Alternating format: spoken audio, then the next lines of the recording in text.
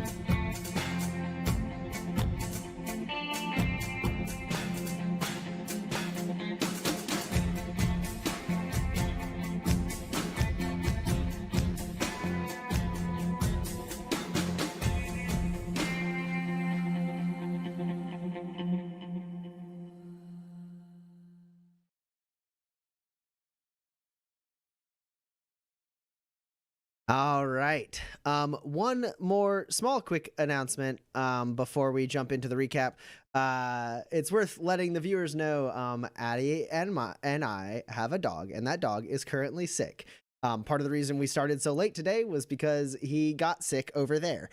And so we had to clean it up. And so basically, there's a chance that we will be interrupted by dog at some point during the stream. If that happens, we might have to go to break, or maybe Addie just disappears from her screen and reappears behind me.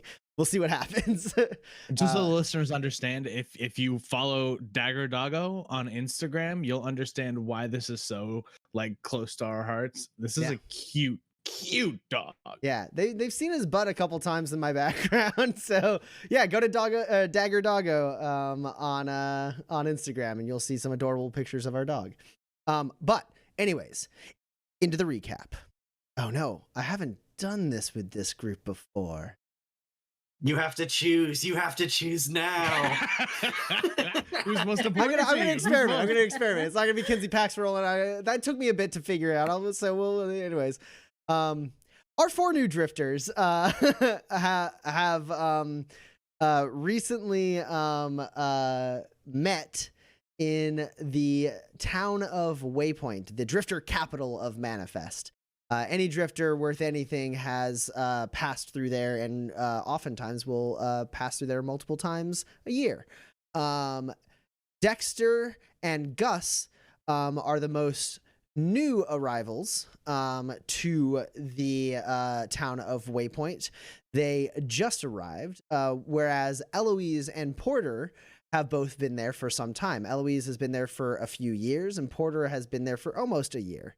And Eloise and Porter decided to take a job from Bobby Rockwell, the LRC, or Long Range Communications, the LRC operator for Waypoint. Bobby has some very, very regulated and high-tech supplies that need to be sent to a different town, Las Viudas, to help them return the functionality of their LRC tower.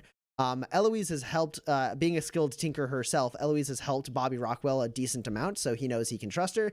But he implored Eloise and Porter before they go on this journey to find some tough fighters to go along with them in case of bandit activity along the journey. And entered Dex and Gus, who definitely looked the part. Gus, a massive strong man, and Dex, a lithe gunslinger novitiate. And so the four of them sort of hit it off last episode and decided to go on this job together. We ended that evening, and you were supposed to meet up with Bobby the next day. The morning comes. Dex and Gus, you two are rooming together in a room, I believe purchased by Eloise or Porter. I don't know who did it, but it's a one spur room. I think it was both of us. Oh, it was a two spur, so it was one for each of you. All right, that makes Right. sense. And then Eloise, you are in your room. Porter, you're in your room. Your semi-permanent residences of in Waypoint. How does everyone start their morning? I get up a little bit before dawn, and I do a little journaling in my little brown leather journal that I have. Okay. So Gus, you wake up to that. Yeah, as usual, I say, oh, hey there, Dex, I'll be out. And I go out back to that courtyard. I had to start like hitting push-ups real hard.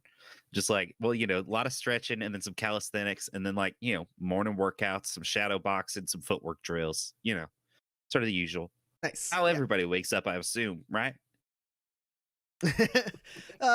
Judging by the looks you get, you think maybe not everyone, but but you do see, like, again, it's similar to when you were working out last night. Like, you catch people's eye because you are a huge man in the middle of like a large like stony courtyard doing like pretty strong workouts, but no one actually like is super weirded out by it. You like catch their eye and they just like, it's not in the town of Waypoint, caricatures are pretty common. So you are far from the strangest thing these people have seen. Sitting here just like publicly like doing like big like push-ups, like one-arm push-ups in the middle of the yard. Yeah. Waypoint characters welcome is what you're trying to say. Yes. Eloise, Porter? I think Porter goes down to the dining room and gets his cup of coffee and favorite breakfast, and he's going to read through the printout of Light in the Darkness that the two lads have given him, so we can, have something to talk about on the road. So you open up the first issue of Light in the Darkness. Mm-hmm. Yeah, and you're introduced to Rico and the plight. You realize immediately as you finish it, like this, you see like right then how it is addictive, because it does this thing where like it seemed like, because you were given more than one issue, or were you given just the first one? I think it was more than one, just to get me started. Yeah, so you read like the first one and you move on to the second one because the first one, the ending didn't quite feel like an ending. Like it kind of like some danger like rose, and then that was just it, and you were like, what? And so you open up the second one, and like you're immediately like, first you don't immediately get the resolution that you're looking for, because it's like a flashback for like the first like part of it. And so like you're like, oh well, this is really interesting, but also like he was about to get like possessed by a ghost. What's happening? And then eventually like it does get to that point. It resolves that, and then another like thing comes out. He like opens up a chest, and like his eyes like glow as his like luminescent powers are like activated by what's inside that chest. But then it doesn't tell you what's inside the chest until you go on to the third one. So when you stop on the second one, you're like, I get it. That classic cliffhanger. Oh, how's old Rico gonna get out of this one, right? Yeah. And yet it is, while it is formulaic, it is engaging. There's something about the character that just like makes you want to see like what he's gonna do next. He's written pretty well. What about you, Eloise? Well, like normal, I'm gonna wake up when the sun hits my face, because I've moved my bed just 1.5 inches further along, so that it'll like hit me right at the right time. Because I don't have a clock, because why would I use those parts for a clock when I could use them for something else? And so anyway, I got up and I had a dream, and so I'm sketching a little bit of plans for a new thing that I might make after, well, I just put it at the bottom of my list, but I make a sketch of it, in the parts, so that I remember it once it gets to its turn. And I start on the back of the page that I'm working on, because it's a long list. Sure. But I'm gonna get there. So. Yeah, so Eloise, you do a little bit. It's similar to Dex. Dex is doing a journaling, like kind of like recounting his inner thoughts and experiences, and you're like mapping out your plans for the next thing you want to tinker. I think triangular cogs is the thing. I think that'll be like more efficient. I'm not sure. So you kind of like do a little like sketch on that, and like try to make it like to scale, and like do a couple different variations on it, and like write down what alloys you think you might need to use. And then you start heading down to the main like body of the Free State Bed and Brew, followed shortly behind by Dex, and the two of you kind of enter there, see Porter sitting at a bar side table. And then from the back door that leads into like the courtyard, the door opens up, and you see a relatively like sweaty Gus walking in, like wiping his sweat from his brow. The four of you are together. Good morning. Yeah, hey y'all. Yeah, how's ya? How'd you sleep up there? It was fine. Yeah, It's a nice was place, nice. isn't it was very much not in the car or like in a little tent. That was sort of nice. A market improvement, I hope. Yeah. It's good, right? Gesturing at Light in the Darkness. Not gonna lie, I'm not gonna lie. I'm quite excited about what happens next. I'd call it addictive, actually. Yeah. Oh my goodness. We can we can pick up where you left off sort of in the car. We can sort of read along and we can hear it again and talk to you about it and how you're feeling and where you're at. Oh, I mean, that sounds I'd be glad to read it out loud. Absolutely. That's what we've that's been excellent. doing. Love it. And we can catch you up, Eloise. Don't you worry. I know we remember. I remember most of it, and the stuff I don't remember, Dex can probably fill in. And so you'll be all caught up when we go back into the story. Okay. Or you're like probably a quick reader if you just want to like get a head start before you hit the road. Right, I've got the first episode or chapter or whatever. Well, I'd rather I don't mind jumping in, so you can I'll just when you read it and I'm there, then I'll just listen. And I think probably I've read a couple of them, working in the LRC occasionally, and it's exciting. Right? Oh, it's so good. Gosh, I don't know. Whoever they get I can to see write. why people like it. Yeah. All right. And, Well, we gonna hit the road here pretty soon. Yes, let's yeah, let's do that because I can quicker to read the Light in the Darkness. So, seems good. Right. I suppose we should be taking the wagon, right? Not the car, because we need to haul a bunch of things, right? It'd be pretty hard. I guess Gus and Dex didn't see the crates going in, but Eloise and Porter did, and you know that it would be pretty hard to fit all of you and those crates in Gus's car because you saw Gus's car. Right. I'll go ahead and grab the wagon just so we're ready when we're ready to head out. Load it up as well. Okay. So Porter grabs the wagon and starts heading towards the LRC. Porter, when you get to the DeCastro stables, you are met by Dalton, Right. one of the fathers.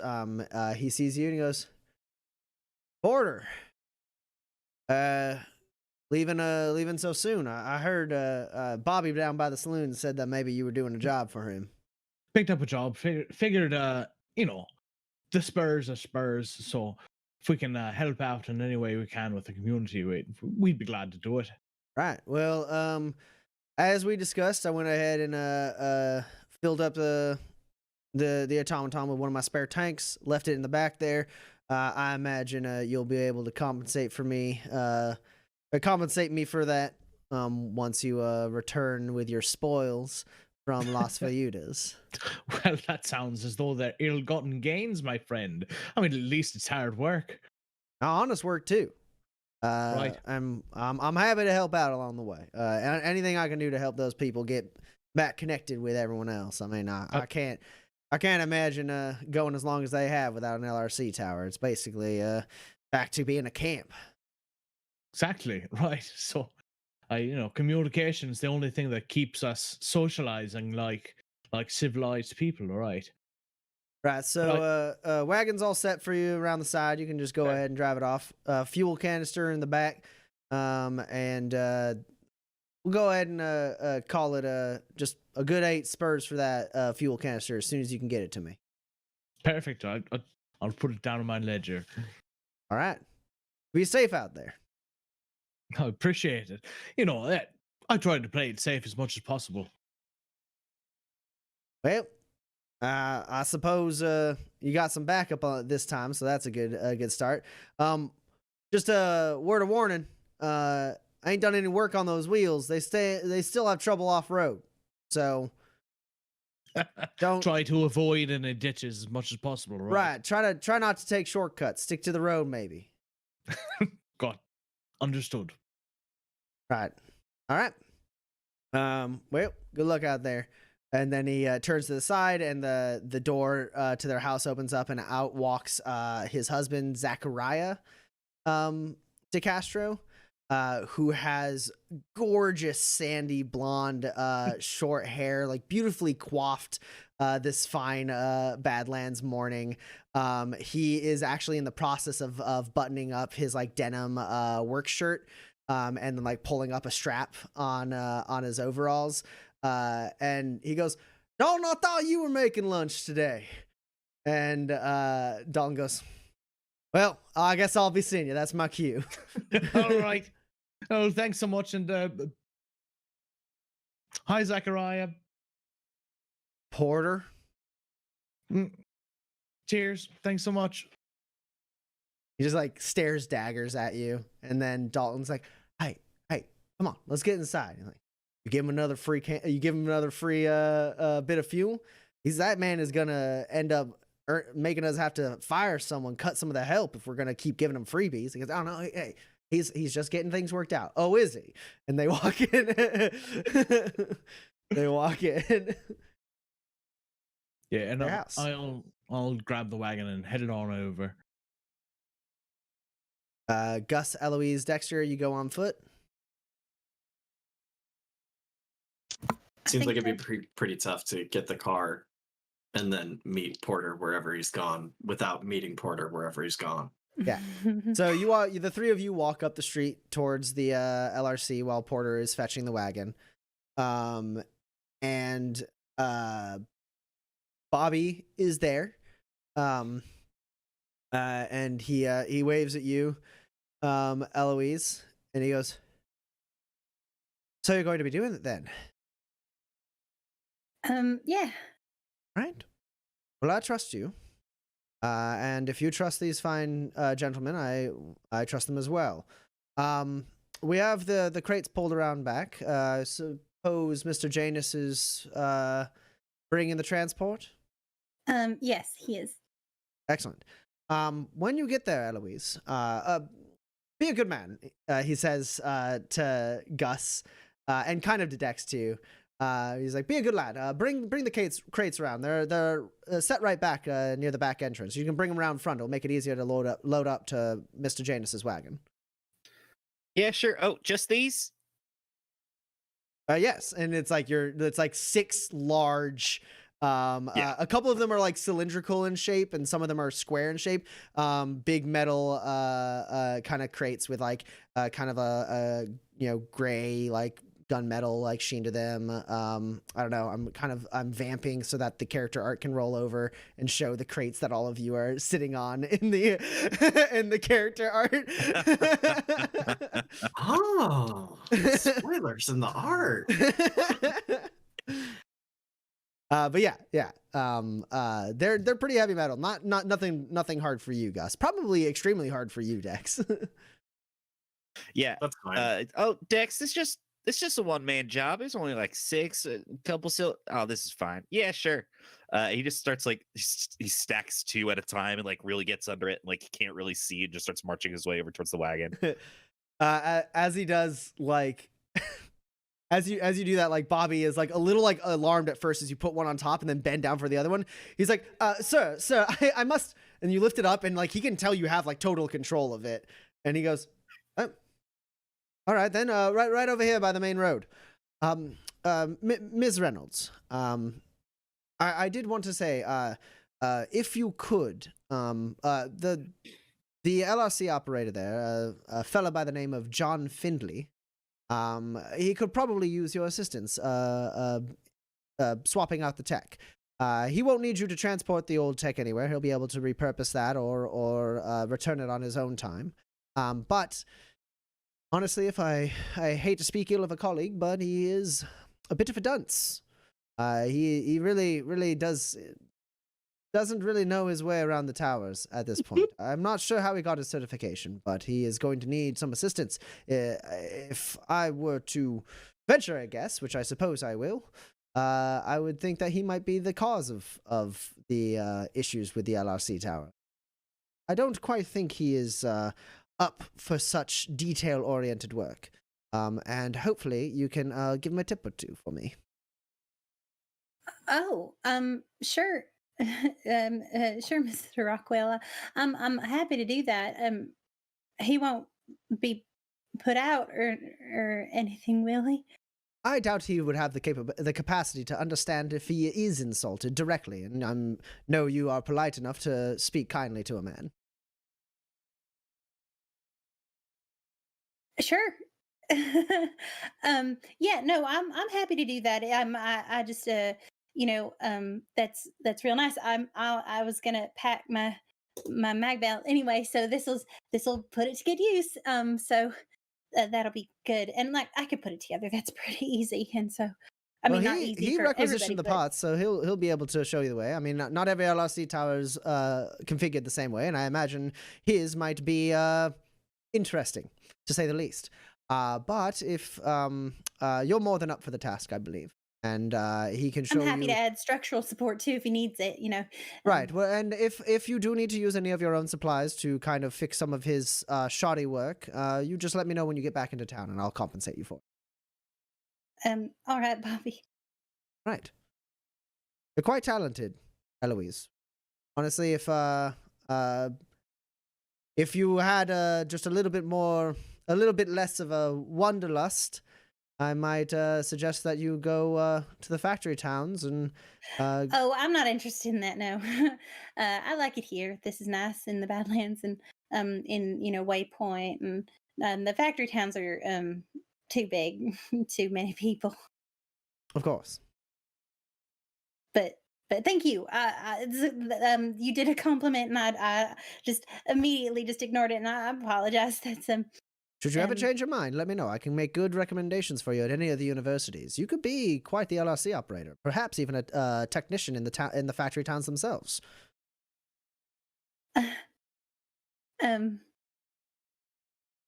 You're making me blush, sir. I should probably make sure that Gus doesn't knock any of that stuff over. Right? Safe travels to you. And he turns to you, Dax, and he goes, Mr. Bailey.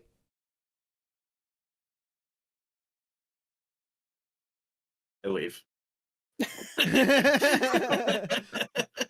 He turns on his heel and walks back into the tower.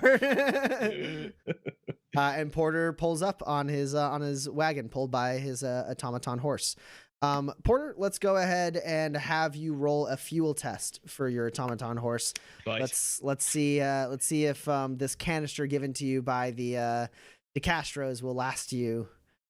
So, what exactly is it that I roll? So your automaton horse has a fuel stat.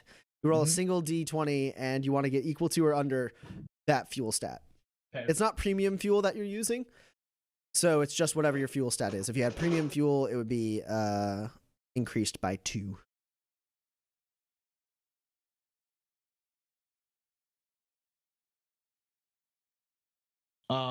But I do have hybrid power, which I think is worth mentioning for the listeners. That does give me +2 to fuel. Yeah, I do believe that is factored in on your character sheet, or at least should be. Right. That is a modification directly on the horse. Critical 1. Hey, that's good. Sweet. Yeah. So there's plenty of fuel in that tank. You're not gonna have to use it up, so you're good.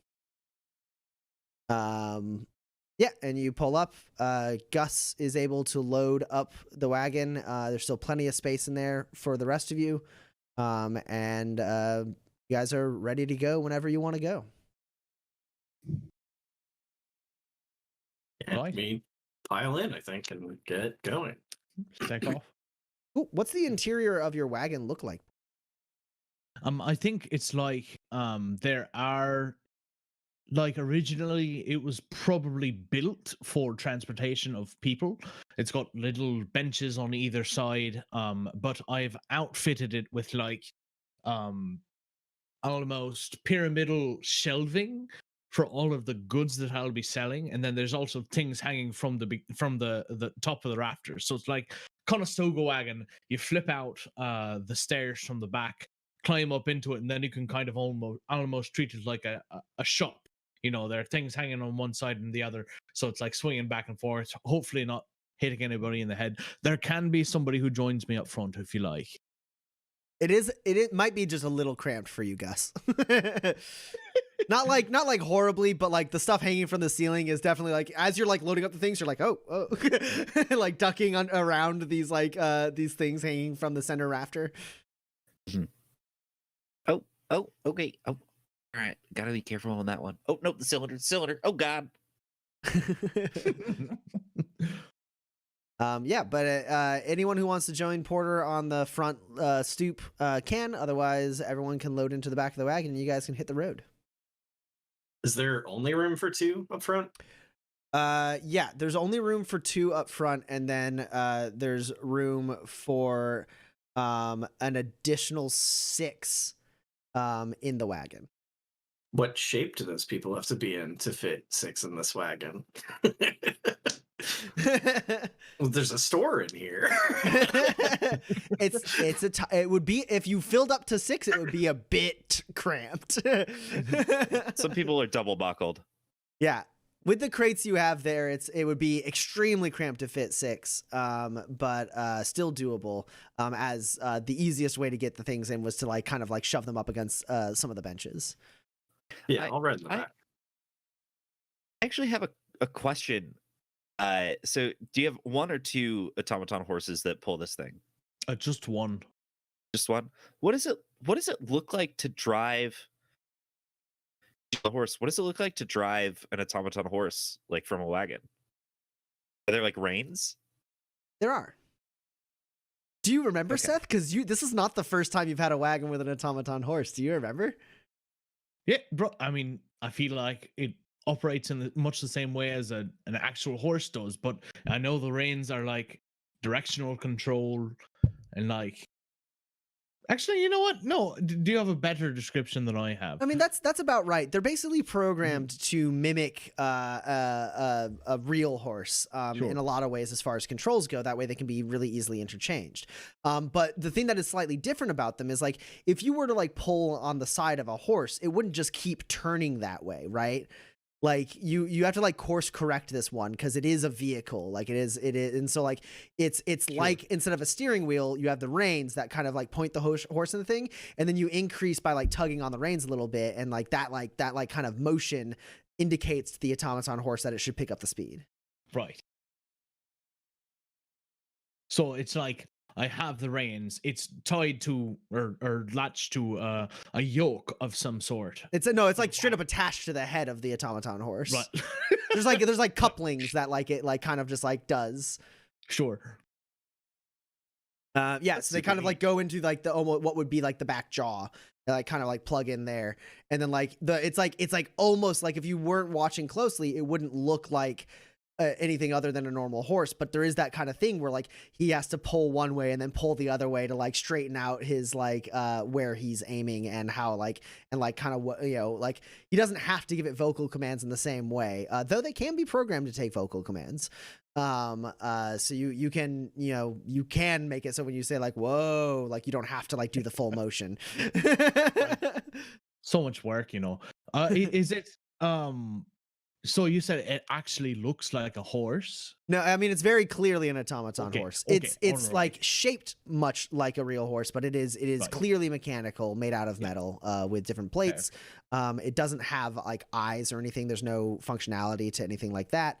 Though yeah, that's pretty much it. It doesn't have any eyes or anything. It just has like a clear sheen like face. That's like roughly the shape of an actual.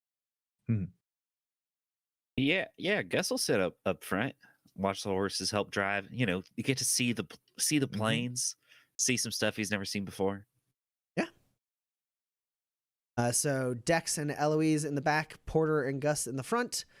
Guys head out of Waypoint. Las Viudas, you at least, without having to roll anything about Las Viudas, you at least know relatively where it is. You follow the main road southwest from Waypoint into San Cordero territory, go down a little while longer, and then right around a junction where like the road splits and heads kind of like northwest and then like directly like southeast, a little bit past that junction down like a side road. You will find the town of Las Viudas. It's about 2 to 3 day journey, probably probably like closer to 3 for you lot in this wagon, unless you're trying really to like book it for some reason. But yeah, so hit the road. And the first day, you start early, and during the first day, it's relatively uneventful. There is a point where Gus and Porter, you do see like a dust cloud way far off to the side. Like there's like jagged terrain and everything, but there's kind of a valley that like continues that's like pretty flat, and you see a dust cloud moving through that valley. And for a second, you think it might be a nomad pack or something that's coming your way, but then you realize it's a herd of Ache that are heading east.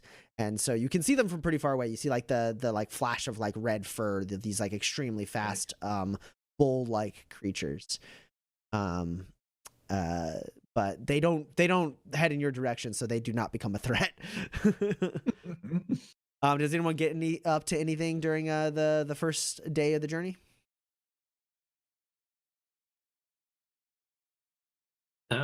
I think I just keep journaling if I'm just in the back here. Although, if at any point Eloise starts to make conversation, like I stop and make conversation.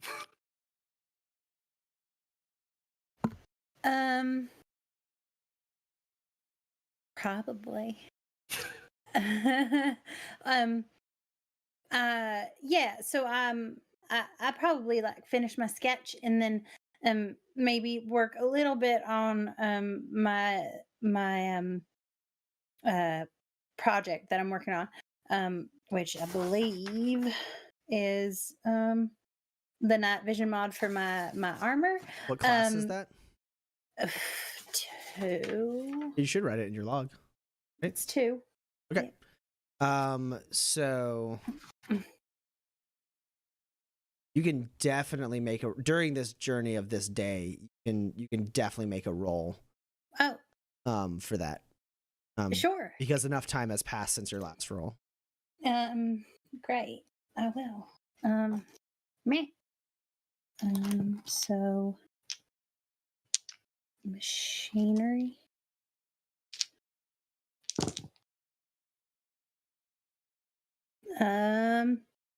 Yeah, so that's 3 more hits, which I believe completes the project. With 2 rolls. So because that's a total of 6 successes. Yeah, if you have a total of 6 successes, you got it. Okay. So that is, you only rolled twice, so it's still excellent quality. Great. Make excellent quality night vision. An excellent quality night vision apparatus that is built into your armor. So you kind of pull that like metal collar out from under your like clothing collar, and you start like working on that, and like you solder a couple things. There's like not like dramatic sparks, but like a little bit of like sparks and like heat come off of it.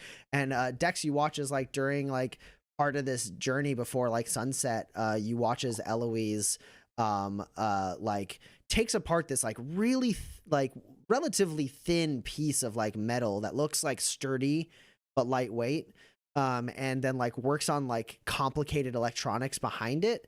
And then as she like works on a little bit and like tests a couple things and like plugs in her Omni tool and looks at some like holograms that like pop up and show like operating schematics and stuff. After she like kind of tweaks it and everything, you've finished with your journaling for a little bit. You've closed it up and you can just kind of watch as she sets it on her shoulders, kind of reattaches it, presses a couple things in her Omni tool, and then like sets that down, and then like makes whatever motion it is you make, Eloise, to like kind of like work with your armor. And you watch as like the helmet part of her helmet, or I guess it's less of a helmet, more like a faceplate that kind of like builds up around and like pushes some of her hair back, like comes up and like there's like these like I don't know how many slits or how many like light things light up, but like basically this Eloise, describe like what your helmet like kind of looks like as it activates now with night vision. Oh, sure. So it's like it sort of like comes up over my face, though, it looks like it's incomplete because there is space for a filtration mask that doesn't exist yet. And then so it's sort of like You it like straight comes up up look like a superhero.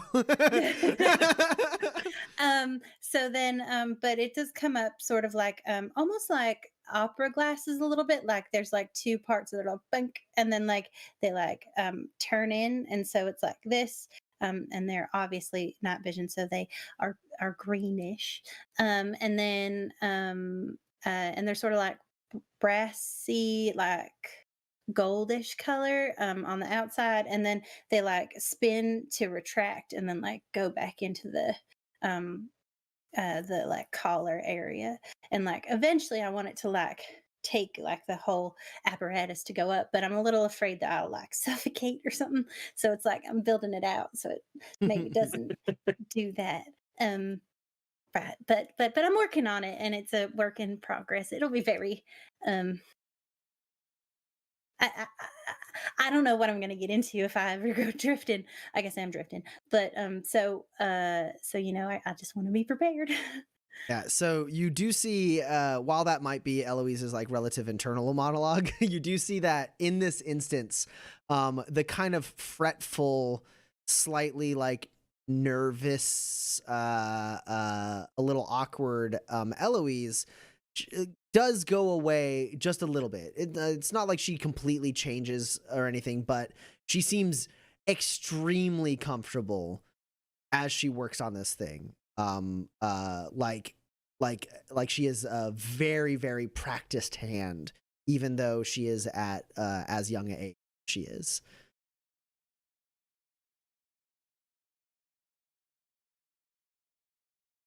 I thought mine was impressive. I say, showing how my filtration mask and night vision goggles can snap together to be like. Well, I mean that's very good. I'm It's joking. It's really amazing what you have managed to do in an incredibly cramped space. oh well, I just um it's that. Thank you. Um Yeah, no, I sort of, when everything like is happening around and it's very sort of like loud and a lot, or you're like in like a crowded space or like you're uncomfortable or whatever, and then suddenly like, when I'm like putting things together, then it's like it's kind of like the world a It's little bit quiet. gets, yeah, and like puts together a little bit. It's like it makes sense, because the things I make, they fit how I think, and so it matches, and that feels good because I think a lot of people don't think the way I think that I think weird, so um I just, I sort of, and my daddy also, um he taught me, and it's nice to think of him sometimes, so it's a little bit of both, I guess. It's not it's not the same task, but it is sort of the same thing. I've met people who have spent literal decades practicing to find that quiet.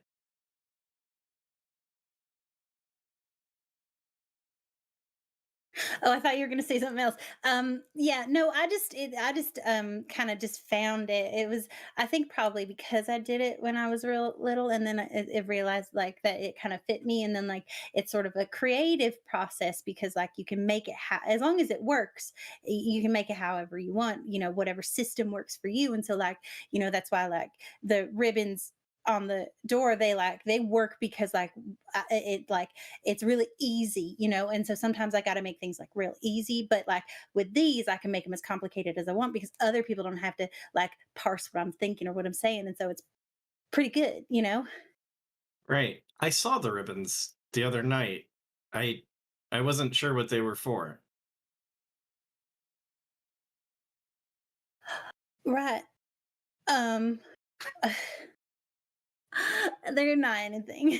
I mean, like they're they're just because Porter lives like right across the hall, and so then like but it's like he's always like out and then in, and like sometimes I don't come out of my room or whatever, and so then like I get to know we know when each other's in town, and it's simple because I don't use the LRC, so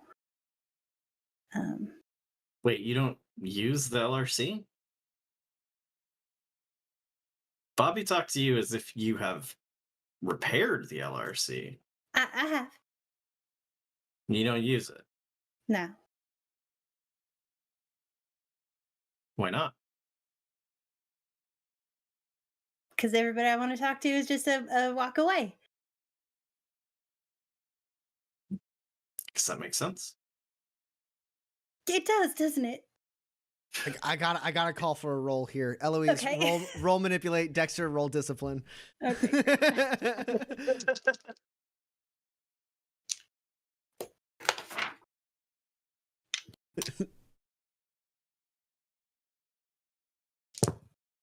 I have an 11. Oh no. Well, shoot. I have a 10. So Just the one to hit then. Okay, so Dex, you don't know what it is, but you know that you touched on something that Eloise is scared to talk about and actually makes a point not to talk about. You don't know what it is, but that's like the look on her face when she realizes like that you've keyed in on a thing that apparently like Porter just has kind of like not pressed her on or taken has kind of taken for granted, like, oh yeah, she's I'm not going to press on it, that her business is her business. There's some business that she doesn't want to talk about, and you talked about it, and she immediately like was like, why would I need to? I love all the people that are right around me, and nothing else matters. Yeah, my response does not at all change with additional information. Yeah, you leave it at that, and then Eloise, you do some maybe potentially unnecessary tinkering on your night vision goggles. Like up the cosmetic effect of it, make it fit a little bit better now with the extra bulk on your shoulders, that kind of thing. Meanwhile, Gus and Porter, what are the two of you up to? You saw that herd of Ache. Yeah, would I have seen Ache before over in the garden? No, definitely not. You may have seen one in like best chances you've seen one in a book.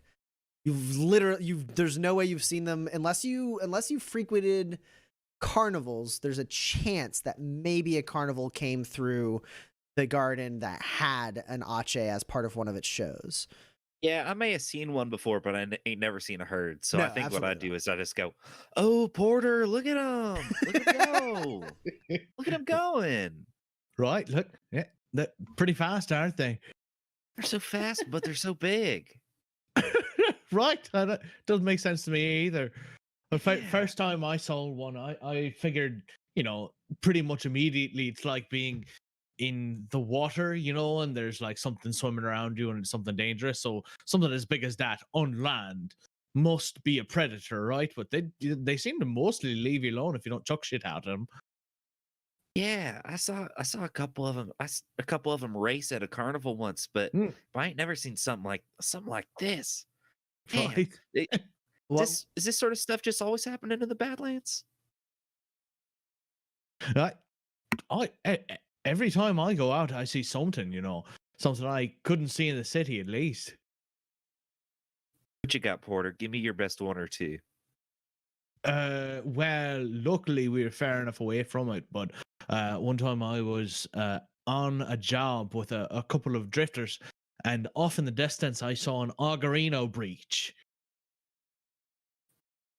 What's that? Yes. It's like a big old like drilled worm.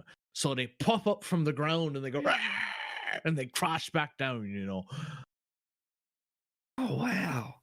That sounds beautiful but so terrifying. Right, yeah, that was exactly how I felt about them. Yeah, like the sort of thing you want to see once real far off, but no closer and no more. Hopefully I mean, I try to say most of the roads go away from most of the breeding grounds or feeding grounds, but if you're not careful, that's why staying to the road is so important. Not only for my wagon's wheels, but also not to get eaten by an augerino. Oh, they won't come up in the roads? But the roads are outside of their main areas, and it's not that they won't. Right. I hadn't thought about that before. Thanks. Now I have a new worst fear. Hey, I'll keep an eye out for it. You keep driving the horse. And then we can switch. Oh, have you driven one of these before? Oh, I mean, I've driven my car. I mean, no, not one of those, but like it looks like fun. You just sort of like pull it right and you pull it left. I mean, I worked with hodags and like got them plowing and stuff, and that's sort of like that, but with my fists. Actually, it's not that dissimilar from a hodag. Once you get a hodag moving, if you just point it in a direction, it keeps going in that direction.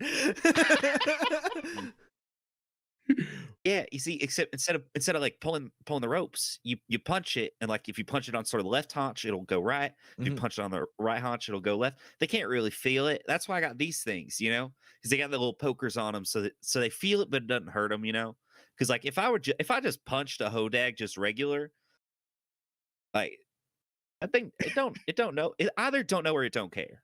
Right. I hear they're pretty unflappable. Extraordinarily unflappable. See, and I always thought these were for punching people. That's part of why I hired you in the first place. I thought you were gonna really hurt somebody in the face. No, oh God, no, not in the face with these things. Oh, it would kill them. Nah, you sort of hit him. You sort of hit him in the leg, or like if they got a gun, you could get him in the shoulder or something, and then they drop a gun. That's what makes me so mad is when bandits attack it. Because that's more dangerous for me and for them. Because I don't know where I can aim to punch. That's right, and sometimes they put their faces in the way of your fist, and what's a boy to do? Yeah, I miss and I get him in the neck or something, and then I gotta sort of like hold my hand there and go, "Oh, I'm so sorry." It's a bad situation for everybody. That's what I think. I don't have any like grenades or anything for this thing, and I show him my canister launcher, and it's mostly for tonics. I shoot it at him. It's got like a sleep tonic or a blindness tonic, something like that, and then they can't fight, and that makes it easier for me. Yeah, that's so wild, but so useful. There's a lot of ways besides just shooting somebody. That's what I'm saying. Everybody relies on your guns. It's not that, it's just the thing with little bullets and things. It's not that interesting. Yeah, just show a little kindness. Just show a little humility, Easily. I mean, everybody's got it hard. Don't mean you got to put a bullet through nobody. Well, do you want to take over? I mean, don't punch the thing. It'll break pretty easily if you punch it with one of those things. Yeah, no, I don't know. I can just so you take these sort of things and you sort of goodness, and it sort of like veers hard for a second. Correct. Pull it back the other way. Sorry. No, I got it. Okay, I'm holding him. Do I got it? Yeah, right. So okay, sorry. You pull it gently. It's a machine. It knows what you're doing. Pull it a little bit, and then when you want to go back the other way, you pull it the other way. Yeah, I get more resistance from the hodags, as you might expect. Okay, no, this not surprising. This is sort of making sense to me. All right, okay, no, I got it. Thanks, Porter. This is really cool. So he focuses on the drive for a while. Okay, so then Porter, one thing you see that happens with the herd of Ache as they get particularly close before, like, they're not like heading towards you, but they do, like, the part where they get the point where in their path where they get closest to you before, like, kind of like veering off and away from you. You do see this this like baby hodag, like this younger hodag that's like half the size of all the rest or a little bit less than. And sorry, I've been saying hodag this whole time. It's Ache this whole time. Ache. Right. So this herd of Ache gets relatively close to you. You see this like smaller Ache that's like a little less than half the size of all the rest.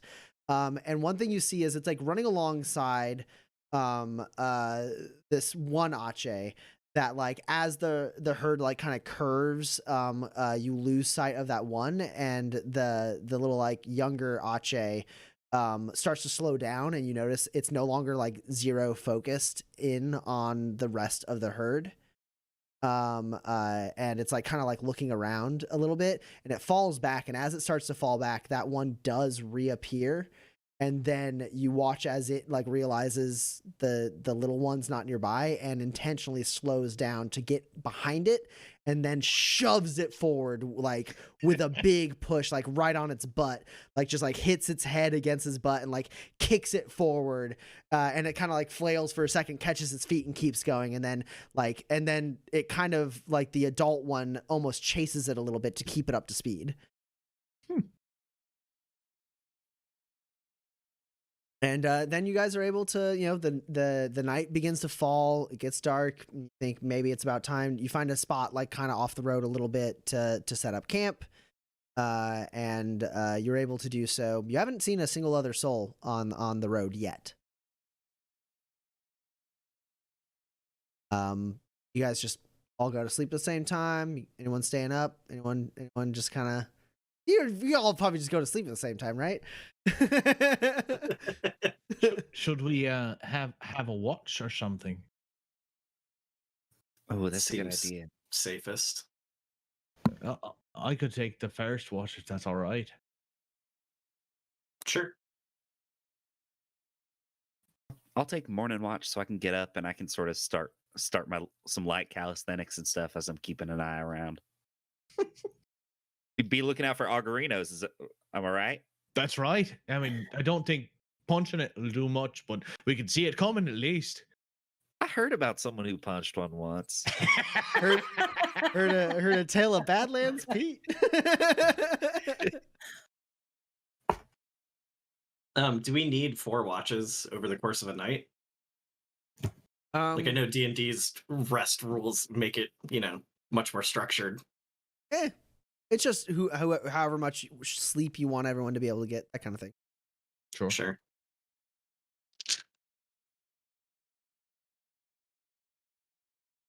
No, that seems patronizing. I'll take second watch. Cool. Eloise, you're locked into third.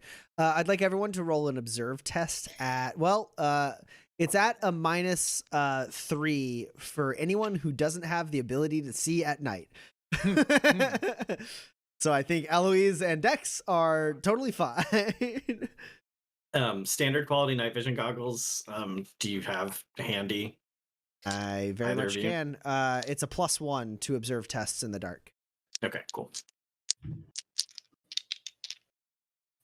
Can I borrow those? While you're asleep and I'm looking out. Yeah, of course. I'll try not to fog them up too bad when I work out. I'll like make sure they're wiped and clean. They're like hilariously tight on us. Maybe just hold them up. Yeah, I'll just sort of take a look around. Okay. Yeah, that'll do. Yeah. All right, so Gus, you're able to borrow Dex's night vision goggles for your watch. Everyone, let me know what their highest.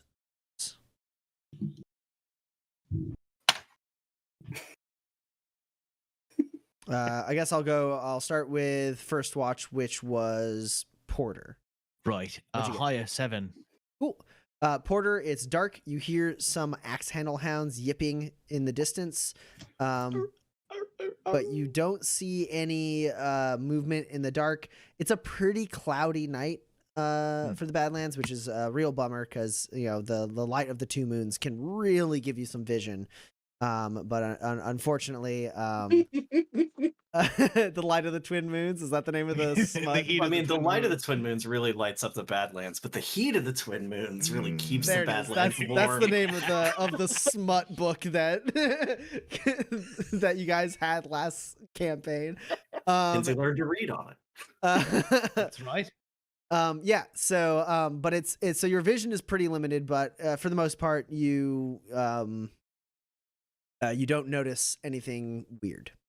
All right. And then second watch is Dex. Dex, what was your highest? I have a 12. Okay. So again, you don't notice anything super off. You're much more diligent in your watch. You just kind of like calmly sit there. The night vision goggles help a lot with the fact that it is extremely dark. You do actually see off in the distance. There's like a glint in the distance, and as you kind of like look and like do like your night vision goggles have a small zoom. You zoom in a little bit and you see 3 copper birds fly down in the night sky, glinting in what little bit of light there is, and like carrying away something small that they killed. But otherwise, nothing else. Yeah, and I'll leave my night vision goggles by Gus's like 10. Sure. Eloise, what'd you get? 13. Same thing. Quiet night for you. Nothing going on.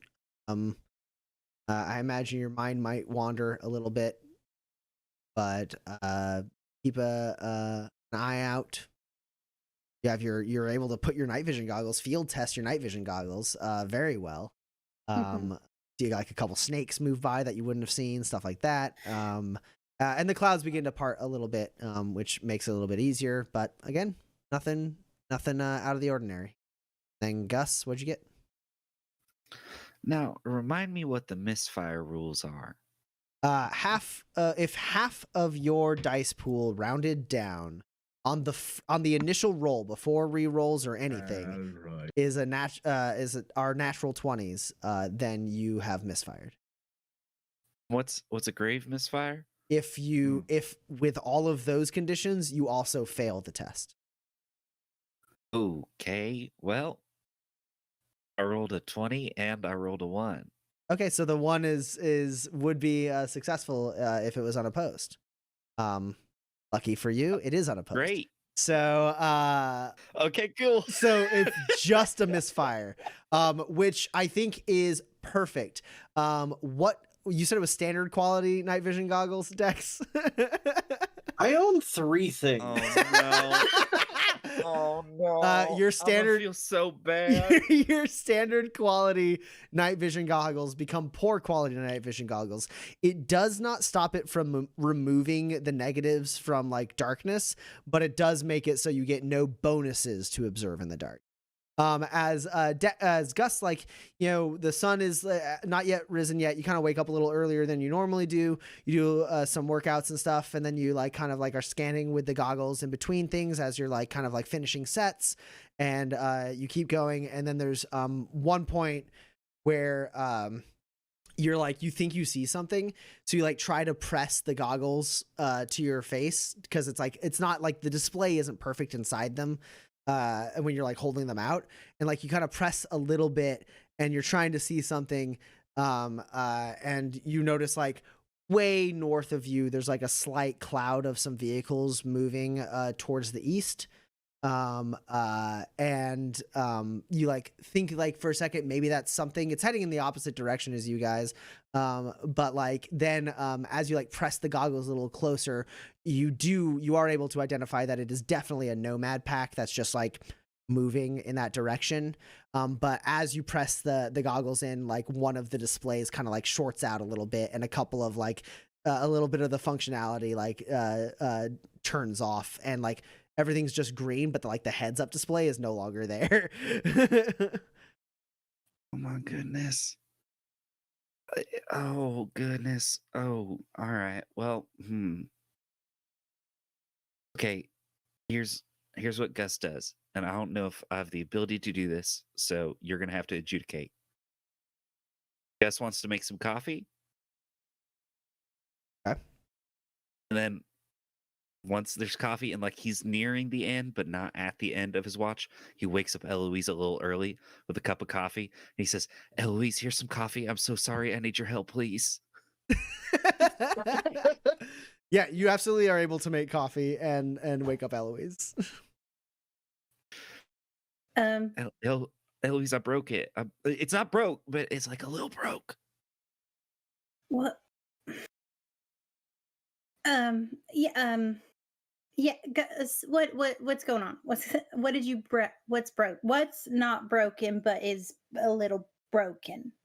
Here, I borrowed Dex's night vision goggles, and then like I was squeezing to look at something, and I don't know, like some of the letters and stuff went away. Oh, sure. Yeah, no, I can fix that. That's actually probably not um that's not anything. Here, let me look. And I'll like take a look and see what it is that's sort of gone wrong, probably like a refracting lens or something. And Yeah, basically, like he kind of like broke the circuit on something. Do you have a right. tech cube? I do.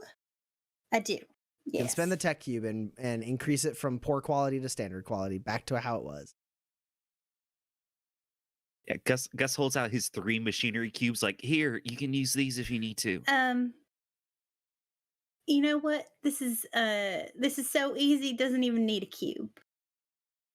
And Oh, that's so yeah. good. Oh, I was afraid I No, switched them. that thank you for the coffee, by the way. That's real nice. I felt bad. I didn't want to wake you up because everyone gets to sleep their full time, but I needed help. I'm so sorry. No, I'm kind of glad you did. This is I like getting up early, but also I really hate getting up early. But like with coffee, it's like nicer, But then it like amps me up. But like then I have something to focus on. So this is kind of like the perfect morning.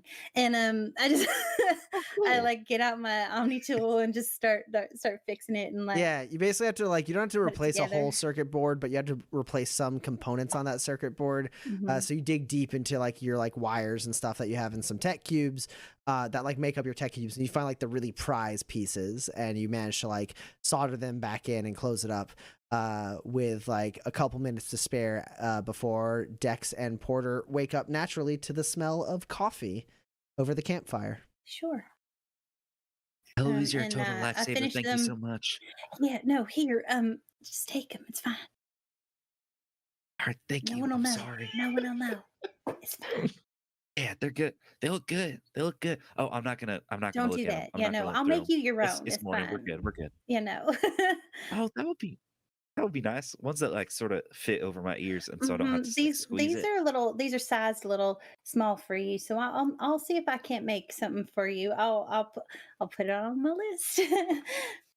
Yeah, no rush, but I mean that's awful sweet of you.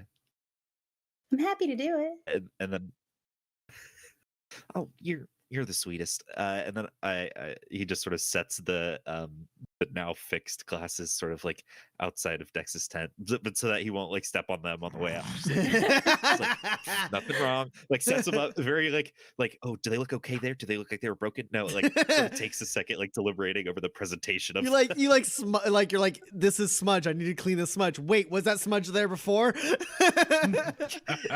exactly.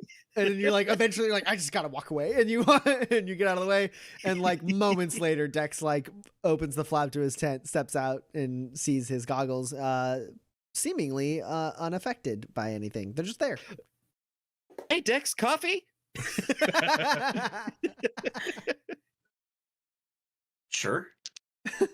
Thanks. Yeah, your morning journaling, of course. Yeah. Good morning. Good morning to you, Porter. So Gus acts a little like high strung, but the coffee is good, and as far as you can tell, nothing is wrong. How many cups of this have you had, Gus? Oh well, you got to test it to make sure it tastes good. I'm doing fine. Everything's fine. And then you are all able to continue on the road for day 2 of travel. About halfway through that day of travel, is the seating arrangement the same, or is someone taking a turn inside out of the sun? Dex will give up his indoor seat if asked, but I think otherwise I'm operating under the assumption that like this would be pretty uncomfortable for Gus, and I assume Porter wants to drive his own wagon. It's not like direct sun sitting out there either. Like there's a little awning, like you're fine, but I just want to make sure that the seating arrangement was the same. Right. Yeah, I ask if anybody wants to switch, and if they don't, stay up. We probably break into the next episode of A Light in the Darkness. Oh yeah, with Gus. There is a holding the certain reins. point where I definitely take a nap Okay. instead of listening to A Light in the Darkness. Yeah, so early in the day, Gus takes the reins so that Porter can read the part of Light in the Darkness that he's on. And Eloise, you hear it a little bit, and it's wild. It's all over the place. Like, and they try, like, they're like, oh, and Eloise, this is his second cousin, who is also illuminated but doesn't know it yet. Oh, sorry, that might be a spoiler. Like, Right, thanks a lot, lad. No. They haven't. They've made it out of the forever dream. This is a different luminescence dream.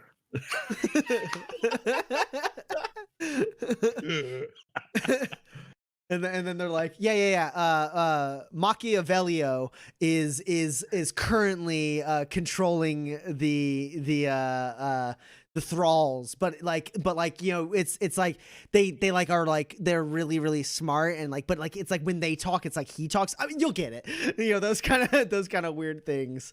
But eventually it does like Eloise, you're able to take a nap, and I assume everyone is polite enough not to like wake her up as she falls asleep. And Porter, you're reading for a bit, and Right. I guess Gus is the person who sees it first. Gus, you're holding the reins, listening, kind of looking back into the wagon as you and Dex are like, kind of like, oh, here's a good moment coming up. And then you look out to the side of the road, and decent ways away from the road, you see something. You look a little more closely, and as like you get a little more dimension as the wagon goes along the road, you see it's a dead body. Oh, for a second I hesitate to mention it because it's like the next paragraph they revealed that it's not his wife, it's his wife's evil twin, like for the first time, which is such a big moment. But he's like, well, I should probably. Hey guys, there's a dead body up there. Is that like a normal thing in the Badlands? More normal than other places, I'd guess. I guess I wouldn't say abnormal, but probably worth investigating. But careful though, and Alright, I'll load up my canister gun. So Yeah, I follow Porter's lead in terms of like slowing down and like pulling over or whatever. yeah. So you're able to pull the wagon over to the side. Eloise, you kind of like wake up as the wagon comes to a stop. And you see Porter kind of reach back and grab a canister from his supply and slide it into like he like breaks, like kind of like slots down his gun and like slides a canister into the tube and then slots his gun back up. Gus spotted a dead body just off the road. Oh, are we sure it's dead? No.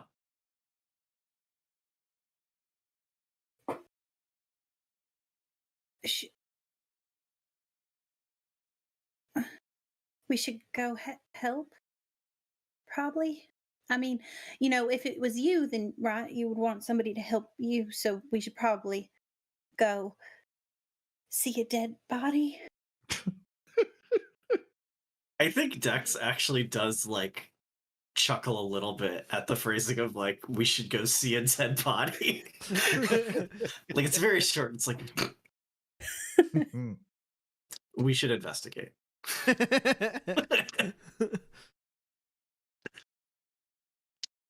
Yeah, and I'll hop out of the back of the wagon and Okay. start slowly, carefully heading towards that.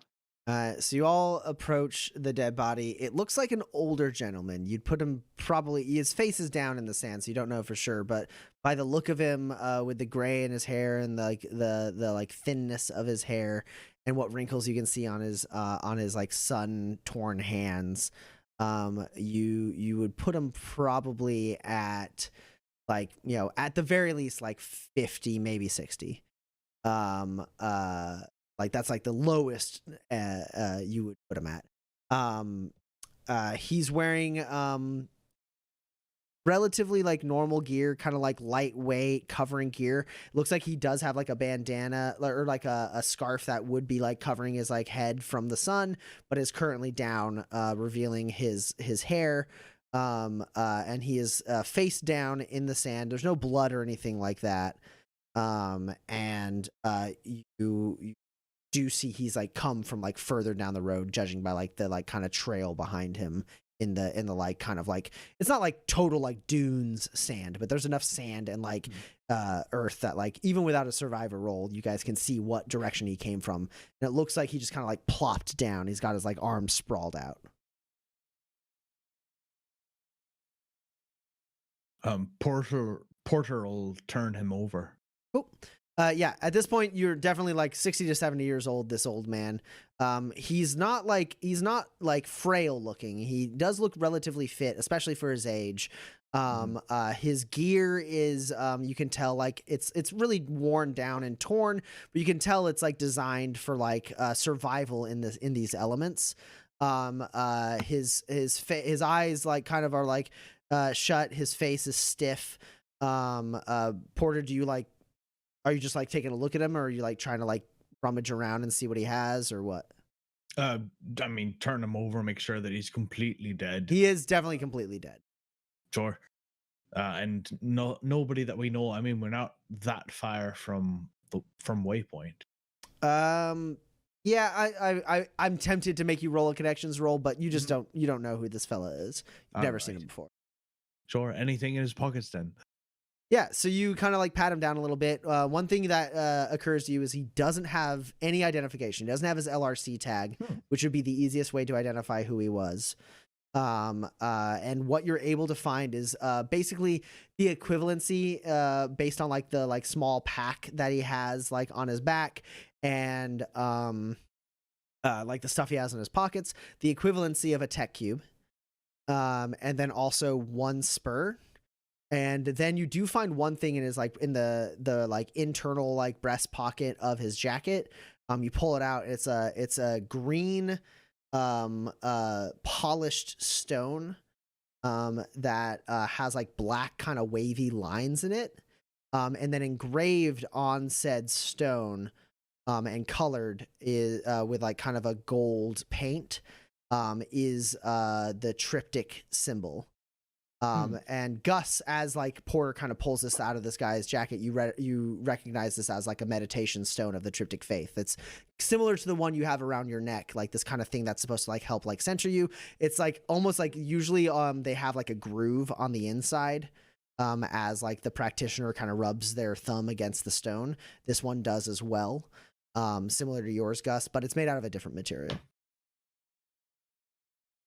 Is there some like triptych like words that you could say to someone after they've died, like that an Undertaker would say, but just like that anybody knows, sort of like ashes to ashes, dust to dust, like some little phrase? Well, one thing, so the thing that you know that is pretty heartbreaking in this moment is the proper thing to do for someone who is of the triptych faith is to remember their name. And you can't find out this person's name because he doesn't have his LRC tag on him. That's like basically what you would do is kind of like speak his name is what you would do. And then like if you were to give him a proper triptych burial, it would be like with like 3 particular like seeds that are like adapted to grow in different environments. You don't have that stuff on you, but you at least know that like the proper thing to do would be to speak his name at this moment. But you can't. He doesn't have his LRC tag. Oh dang! Wish we could find out this person's name. Proper thing to do: speak their name, but we don't know it. Well, part of the triptych faith is that no faith is incorrect. Then, right? Yeah. There's quite a bit of that. So a bit of learning from others. Kind of like paint the symbol of the fish god over him. I think it just that classic show, and I'll say to the maw of the fish god, go you. Okay. Huh. All right. Yeah, I guess that's Uh, I guess that's the thing we could do. I mean, he was triptych. You can see sort of here. He's more of a triptych, but I mean that's fine. That's nice and interesting.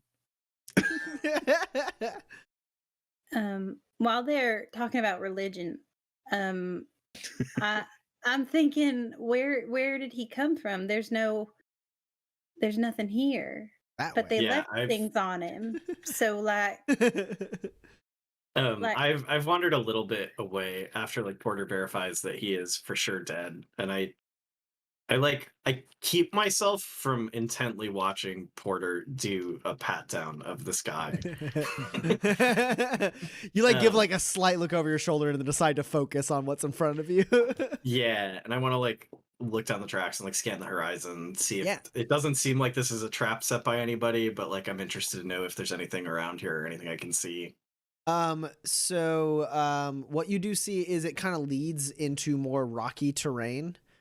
This path in the dirt that leads down that way. It's like there's some jagged rocks that like rock formations that are like jutting out of the ground, and then also just like some rocky terrain, some like really shallow canyons, some like plateaus, and then even beyond that you do see like much more elevated some like large like mesa or canyon, like flat topped rock formation in the distance. So like that's where it seems to go, and it kind of heads towards that like spiny rock formation. You lose sight of the trail as it goes around. It's not like extremely far, but it's pretty far. Like actually, like at this point, basically he's on a hill.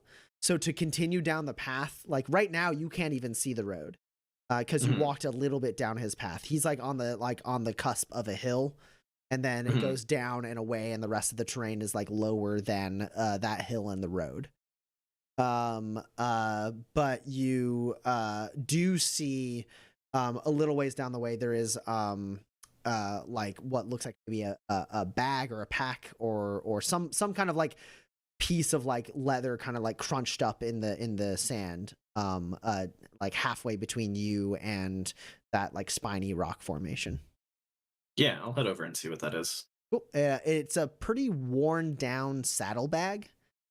Like it looks like it's like pretty much not intact. It's intact, I guess, but like it's got some holes, some repatches. It looks like really well loved. And inside it you find the equivalency of a machinery cube.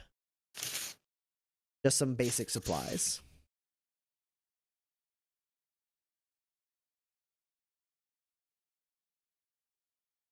Yeah, I'll bring that back to the rest of the group.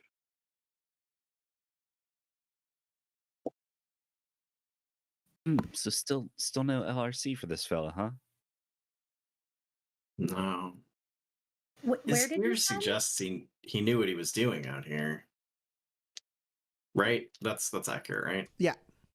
He doesn't look like a full on mountain man, but like he does look like a general survivalist. Like his gear implies like it's got the vented mod and like Sure. Yeah, like so it looks like he has like gear that like should allow him to survive in these is this region like particularly challenging, or is there like anything out here that suggests like someone with only, like a better than amateur understanding of how to survive out here would have a lot of trouble? I guess roll a survival for me. Roll survival. Sure. Does my survival kit help on this one? No, it's more like of a Sure. knowing the area, less of a active thing with the survival.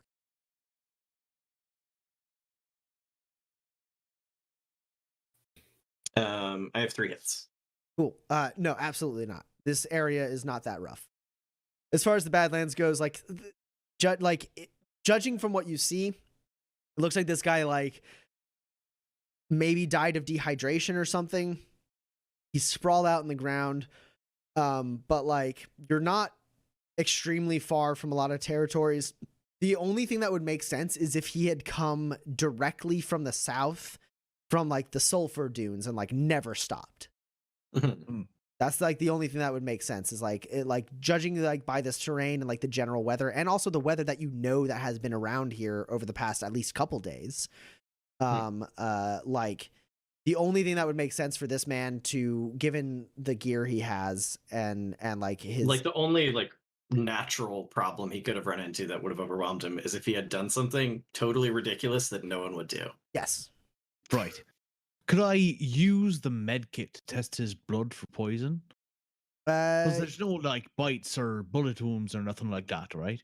So you look around for like more cause of death, and Porter, you do like lift up and open up his like armor and kind of like not like fully strip him, but do like strip his torso, and you do see there is a slight puncture wound, an old puncture wound, up into like under his like one of his ribs. Go ahead and roll a first aid for me. We'll put it at a -3. Minus.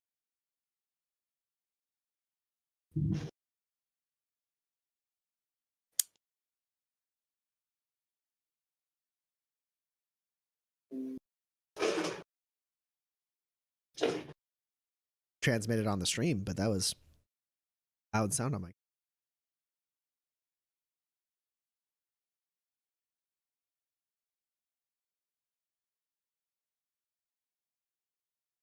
That's 4 hits. Okay.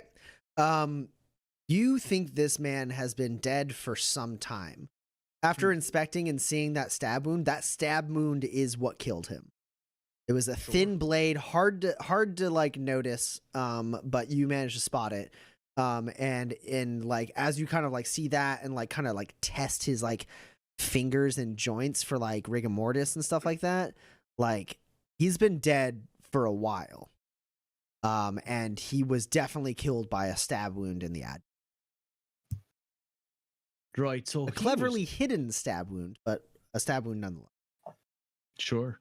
But he would have known that he was stabbed, right? Yeah, As long and as you it's also okay. mark the fact that his clothing is not bloody. Right. Well, doesn't make sense, but he was definitely murdered.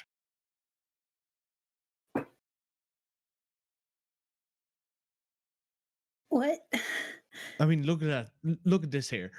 There's no blood or anything, but it's like a very like thin, almost, needle-like puncture wound right here. And he's been here for a while, quite. Okay. Should we then maybe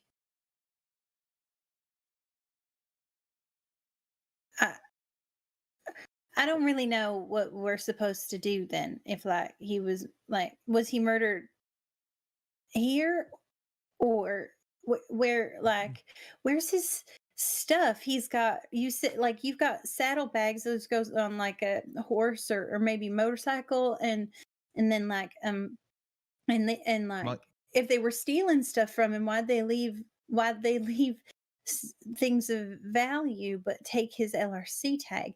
It doesn't really make much sense. Maybe he wasn't murdered. Maybe he got in a fight and then it got infected or something, right? Like it doesn't have to be murder, and then like we can just Porter, you know it isn't that it got infected. You know that this man was Right. stabbed, bled out. You would actually, with 4 successes, you would guess that he was dehydrated when he was stabbed. sure. All right. So I guess my guess would be he was traveling out here at one point. Had been for a while, hadn't dropped into any town or anything, and he was stabbed before he could rehydrate himself. Maybe he was kidnapped or something. I don't know. It's just not natural. That's all I know. then what are we supposed to do? Like, because we have to get this stuff.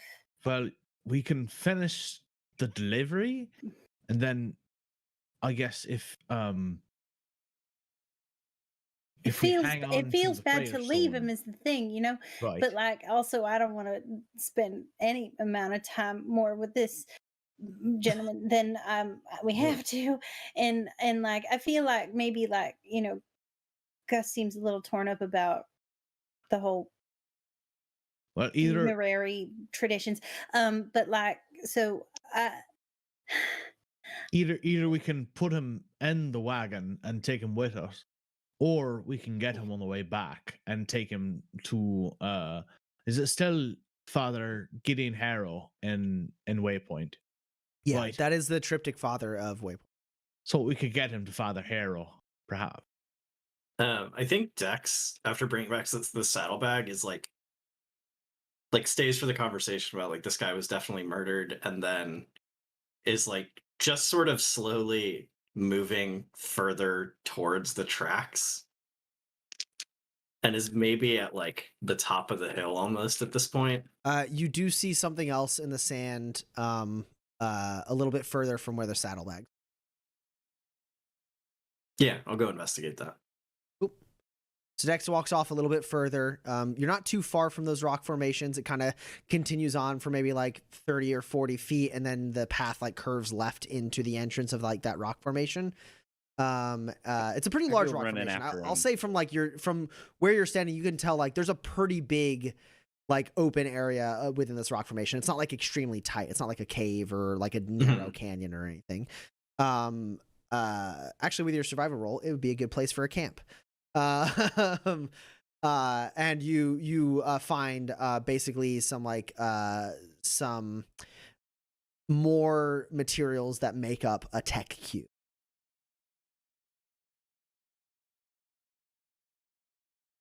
Yeah, I go running after Dex as I see him walking off. I say, we should find someone who knows his name. Hey, I gotta go get with Dex. I don't know what he's doing. So you guys see Gus runs down the hill and down a little ways towards that rock formation and catches up with Dex. Dex, you pick up the like supplies that are the machinery cube. You add them to your satchel, and you turn around, and Gus is caught up with you. Porter. Hey, Dex, wanted to make sure you didn't get shot or anything or shoot anybody. Porter. Yeah, right. What's They- up? They sort of left. And should we go with them? I mean, like, aren't they kind of here to protect us? It's a good Or point. do we stay here? I what- don't what- want to hang out with this creepy body any more than I have to. So No, I don't really want to either, is the thing. And sure, let's go. okay. All right, so if you're gonna follow Dex and Gus, you will have to lose line of sight to the wagon. Porter, given your history, you're still pretty sure that this wagon can go over this hill and catch up with Dex and Gus if you want to keep it in sight. The terrain is not as rough as what it was when you came back last time. Last time you tried to go over kind of like the rock formation there and stuff. Like you Right. tried to go over something like that. Like like this is still like relatively open Badlands, but you do kind of like hear ringing in your voice, Dalton the caster, that's like stick to the road. But you would have to catch up with Dex and Gus. You would have to lose sight to the wagon. It'll be fine. Let's hop in the wagon. We'll follow him. Okay. Yeah. So Gus and Dex, you're standing there for a moment before the wagon crests the hill and joins you. Yeah, Gus runs up, gives his keep you from shooting anybody.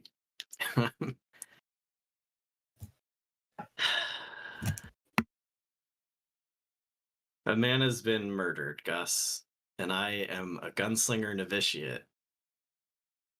The point of the rite is to find the path, and the path feels pretty clear on this one. Yeah, but like if you don't shoot him, you can be like, hey, why'd you murder this guy in the middle of the desert?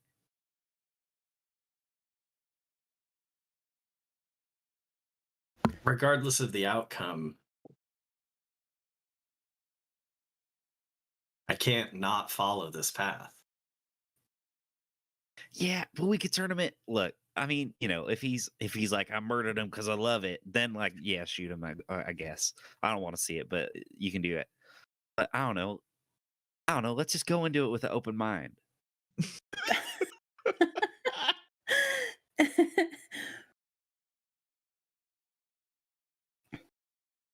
As long as you're on board with tracking down this man's killer. Yeah, let's go see what we see. Also, did I give everyone a grit for excellent roleplay during the first day of travel? Take No. a grit. No. All of you take a grit. Well, that's not ominous. Yeah, Eloise, Porter, you show up. Dex and Gus look up to you. And the four of you kind of regard each other for a second. Dex, calm. Gus maybe just slightly nervous, but seeming like set in his idea. I look at Porter.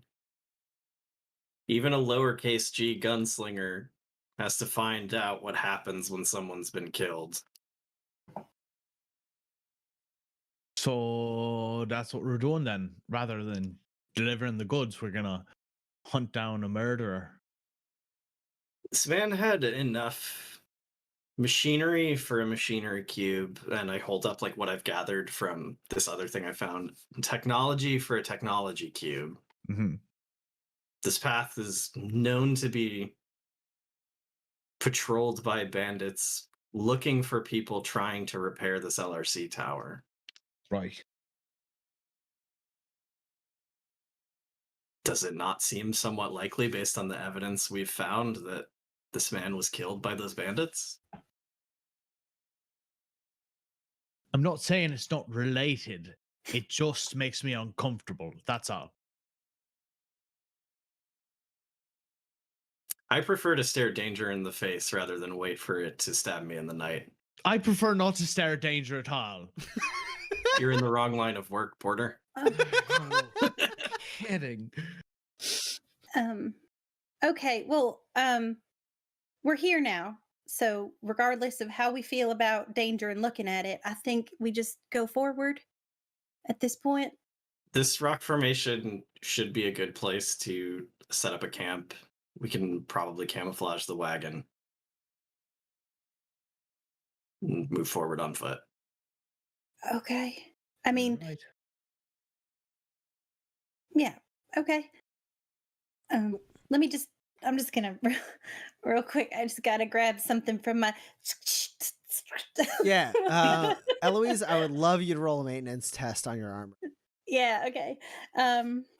What is shoot, I don't have that written on my sheet. Oh, what is the quality of your It's armor? excellent medium powered armor, hardened, socially adaptable armor. I don't need all that. I just need the powered part. It's medium, you said? Yeah, also it has resilient tech. And excellent quality. And a resilient tech. So it's maintenance target of 15. Okay. This should be fine. I'm pretty sure that this should be fine. Survive. Okay, cool. Yeah, your armor is not acting up. You're fine. You don't need to work on it to make it function 100%. Yeah, so you put on the shoulder pads. You already have the boots on, but you put on those metal plates, you attach them to the knee pads, lock them into place, and the knee pads pulse with an energy as they connect. And you get your bracelets ready, and then the four of you continue with the wagon. You go around the bend, and you see that this rock formation, which is quite wide, but it's these jagged rocks kind of jutting up, there's this relatively open area, and there is a camp there. And in the camp, you see what looks like there's some torn down, beaten down tents, but there's also a motorcycle that looks pretty broken. Eloise, from at a glance, you can tell it is salvageable. You see also leaning up against the back tire of the motorcycle is a fuel cube. It's kind of propped up there. But otherwise hard to see what else there is there. This doesn't make sense. If it was bandits, wouldn't they need all this stuff?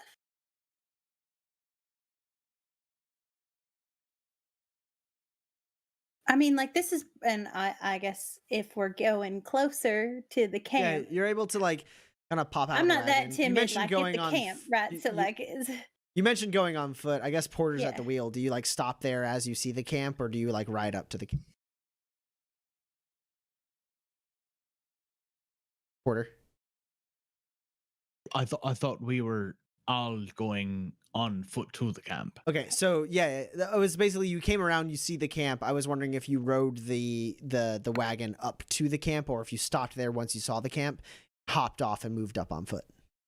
I think hopped off would be the best course. Okay, cool. Sweet.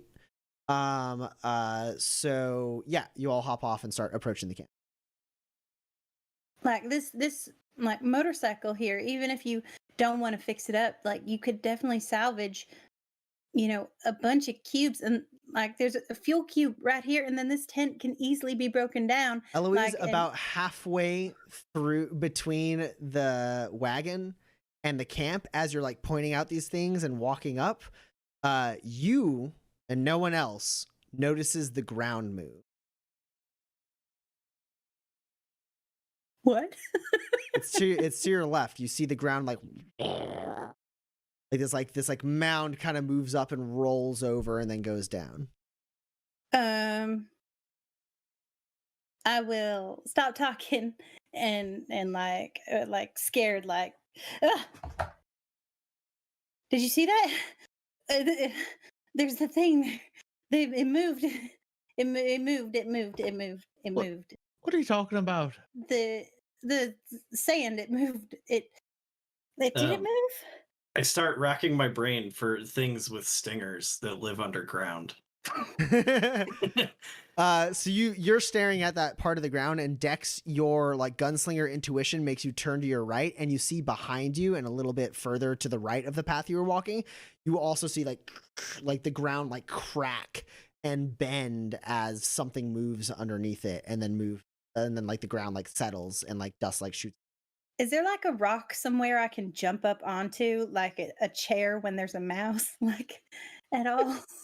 Eloise, as you take a couple panic steps back and start looking around, and Dex, you see that thing, and your hands kind of instinctively move down towards your guns.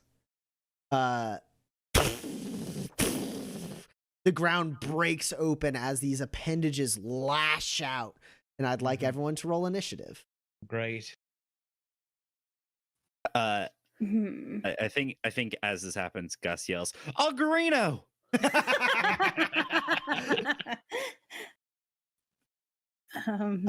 And as let's do that. Let's all roll initiative. Me too. I'm a person. God, I rolled initiative, and then I was like, okay, so then I get to pick one of these up, and I get to oh no, I don't have any of those talents. I don't have any of those talents anymore. Right. I had to make a decision, and so I did. I'm playing to the gallery to count this 13. Ooh, then it explodes. All right. Didn't explode good. I've got some great. I'll do the same thing, and I'm going to play down to this 9. Ooh, yeah, good play on initiative to play down to the guy. Didn't help me though. Should have just twisted the knife. Did you get your new?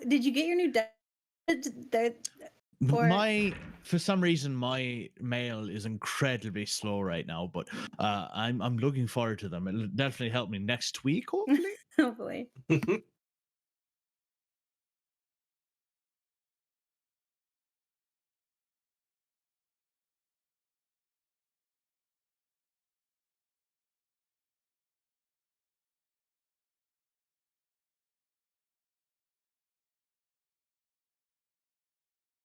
All right. Did anyone get better than a 7? 6? I have a 6. Yep, got 6 as 5? well. 5. Wait, did you say, Gus, you have a 6 as well? Right. Yes. Yep. Sure do. What is your awareness, Gus? And how does my it compare to awareness. Dex's? If I had to put a number on it, I'd give it like a 4. Mine is 5. Okay. And then a 5 for Porter. Porter, what's your awareness? Awareness is.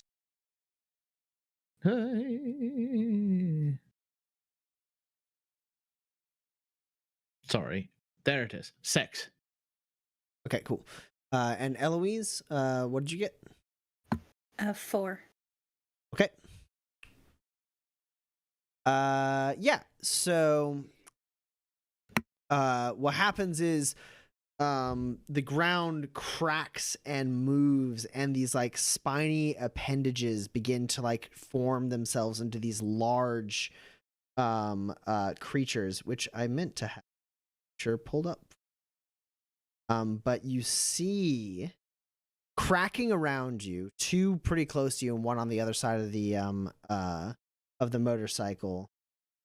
You see a 3 wassets break out of the ground. These flat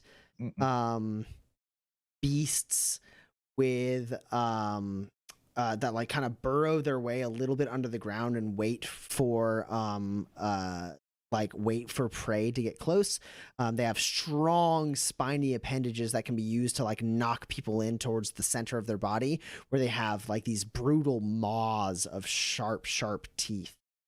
And I think moment. I haven't seen the wasset one yet. Ooh. Take a second to.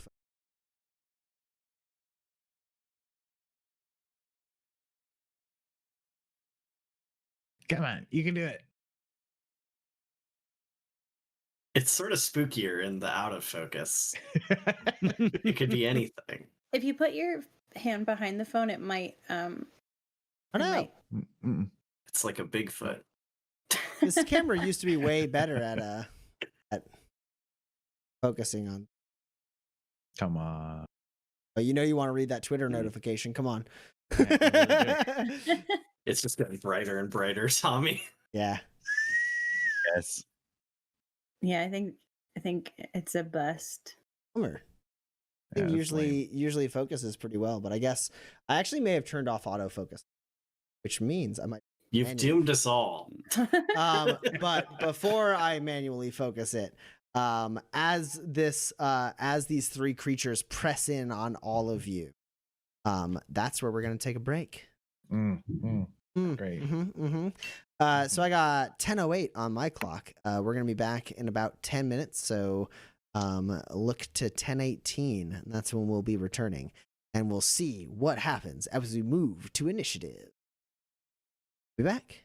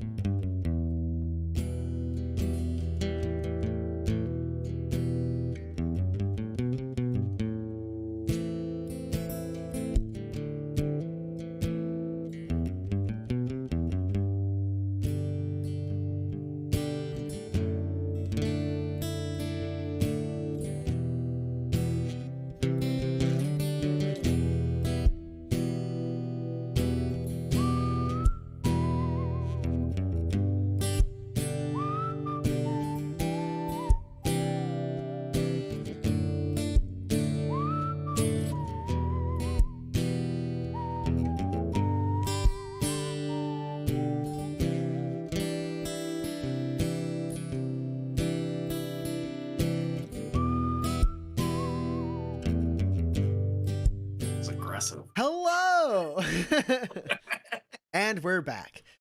All right.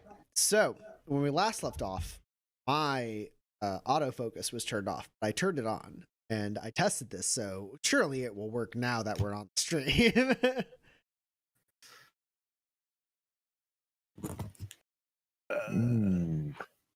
Oh yeah.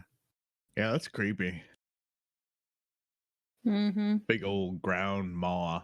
There's three of those. Mhm. Three of those coming at you. And we all rolled initiative. And yeah, Dex, you're gonna be first. Attacked or to go? To go. I don't like that you asked if anyone got a 7, and then I said 6, and now you're like, hey, Dex, you're first. I know you don't. I just want you to know that I did not forget. I'm gonna shoot at one of these wassets. Where are they currently? There's one to your left, one to your right. They're kind of like moving in, like their appendages, like kind of not quite blocking your path back to the wagon, but definitely like in between you and the wagon. And then there's one that's a little bit further, kind of moving its way around the motorcycle, it looks like. Okay. I want to move. I want to make some space between me and these wassets. Okay. If they're between me and the wagon, I will move away from the wagon. Okay, so you kind of find like yourself in like the center area. You move a little closer to the motorcycle. Yeah. Like the camp there, like the thing's like moving and like the tent is like shaking a little bit, but it seems like it's kind of moving around that area. So you find like an equidistance between all three wasset as you kind of like move in as the ground moves around behind you. And what do you do? I'm gonna shoot at one of the wassets by the wagon. Okay.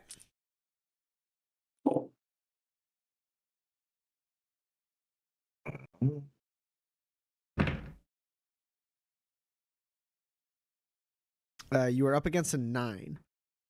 What's grit for if you're not gonna use it to shoot a wasset?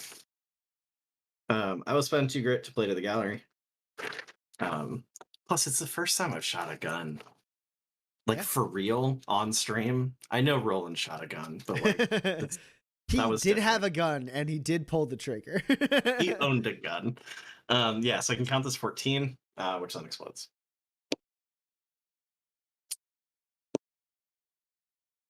Okay. I have 2 net hits over 9. So that's 10 damage with 2 piercing.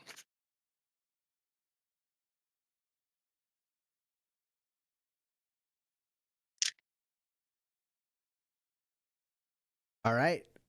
Yeah, so you like rush in and quickly just both guns in hand, fire your first gun, hit this wasset like right in one of its appendages that's like breaking out of the ground to try and like reach out to somebody.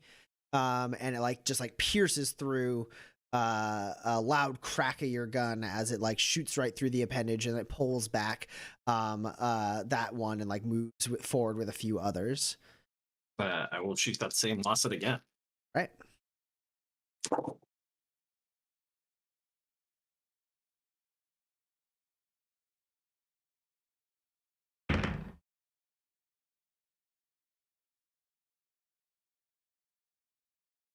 This time you were up against a 10. I have a 10. Okay. Cool. So it's 5 more damage with 2 piercing.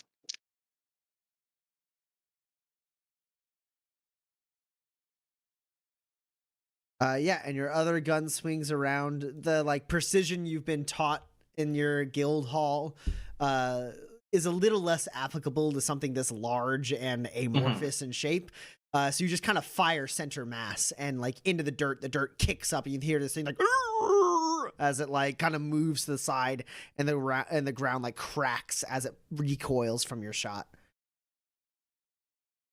Next up is going to be Gus. All right. Sorry, real So quick. is it- Are wassets like manifest wide? Yeah, they're pretty much Okay. everywhere. Never mind then. I was yeah. going to shout something to Gus about wassets, but Gus knows about wassets.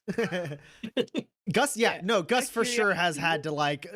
There's all sorts of precautions in homesteaders to stop wassets from encroaching on your land. It's basically you just drive Yeah, stakes in out the of ground. curiosity. Yeah, It's because and just can't get through. they like Out of open curiosity, terrain. what were you gonna tell Gus? To Just look out that for Gus the mouth. would know, of course. You Got it. don't want to step in the mouth. All and right, sort of the Roman big knows one. that one. Yeah. Yep. Yeah. Gotcha. Most farmers they just drive stakes, like unnecessary stakes, in the ground around the perimeter of their home, and that Mhm. stops wassets because they move away from subterranean obstruction. So is that one still alive? The Yes. Dex shot? Dex really quickly has like darted forward and like leapt back and was like shot 2 clean shots into this thing's body, and it's recoiled but is not dead. Now, remind me, can I attack with a medium weapon and a fist weapon?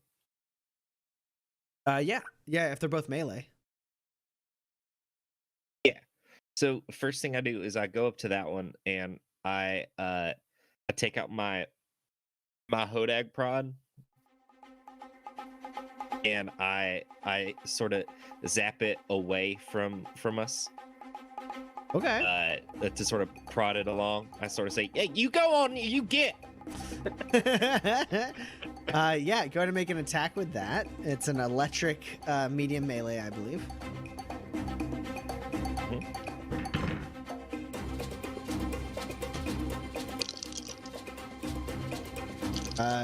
Gus, you're up against a 4.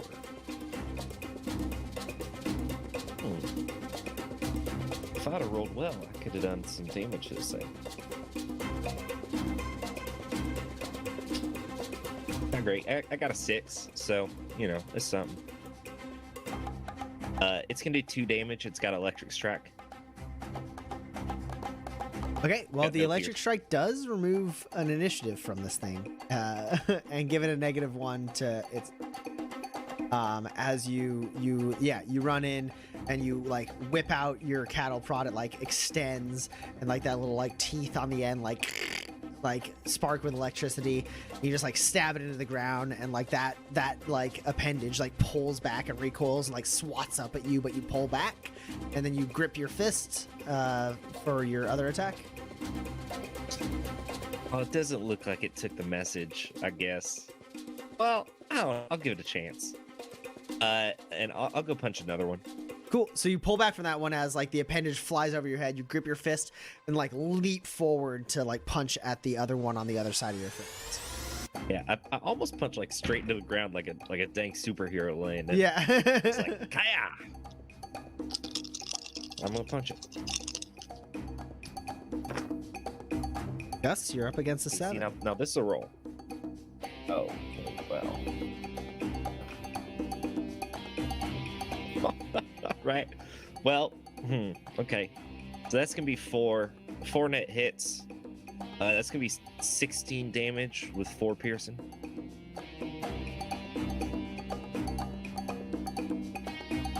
So much damage.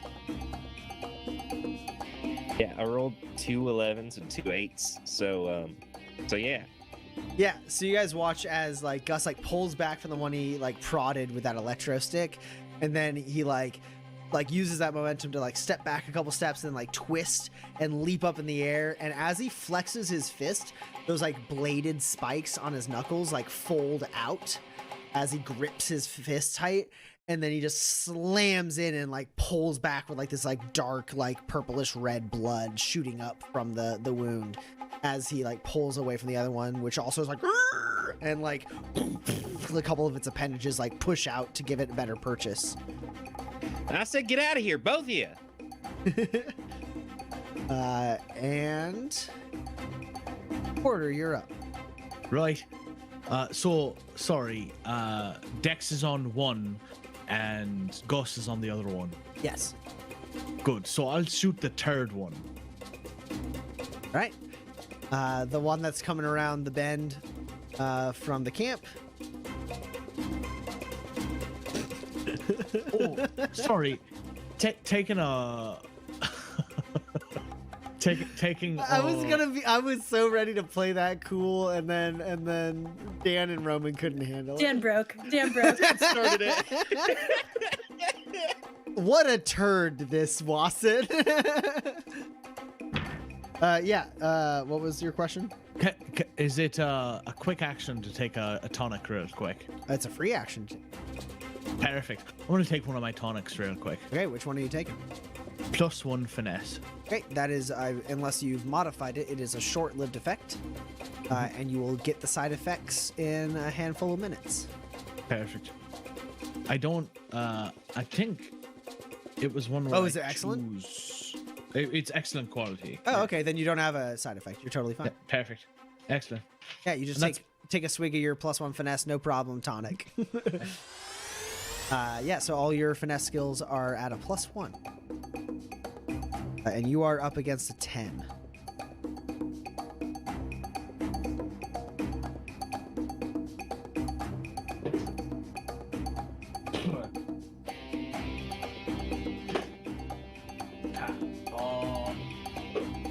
Well, that's no hits. Okay. Pretty sad. Yeah, so you was a canister shot, right? Right. Yeah, so you fire a canister and it just like whizzes over. It actually plinks off of one of the appendages, but like it looks like it's malfunctioned and doesn't like release the tonic as it kind of like folds over and like plops to the ground. It was just a projectile shot. Not. Oh, okay. I thought it was like one of your. Either way, the shot like manages to like clip the thing and not quite make purchase and Right. lands on the ground. What a turd.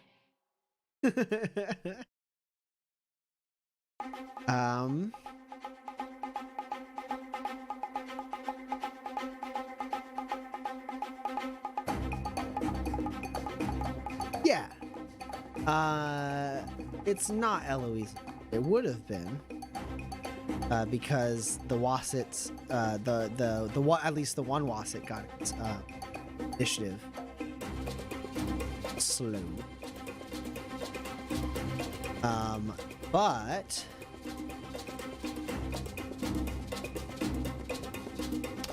something else happens. Eloise, I need you to roll a defense test at a -2.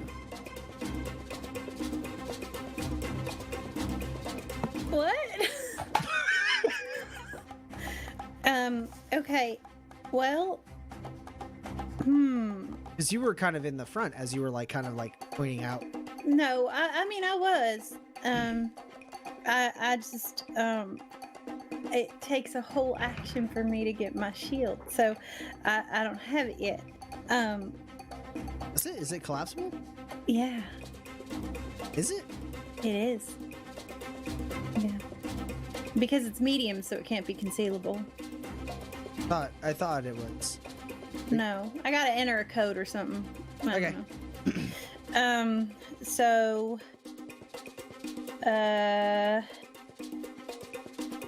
right. Okay. We'll see how it goes. I'm sure it's gonna be great.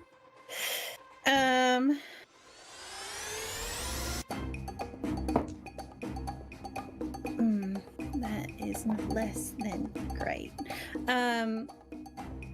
Shoot, and it's I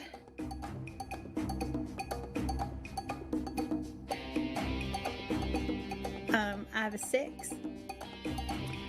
Take a grit as I play to the gallery to be able to count this 13. Okay. All right, Eloise.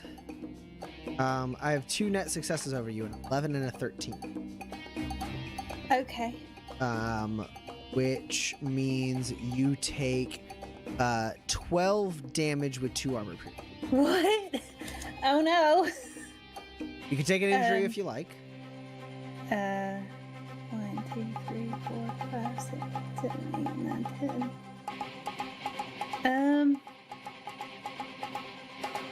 10. So it's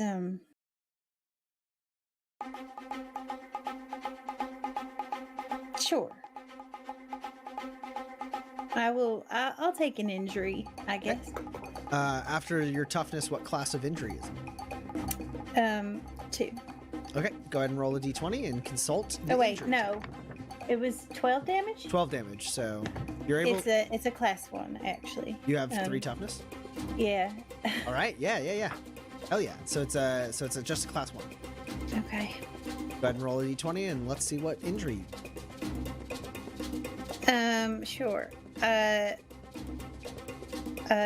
a setback. Which is -2 to your initiative.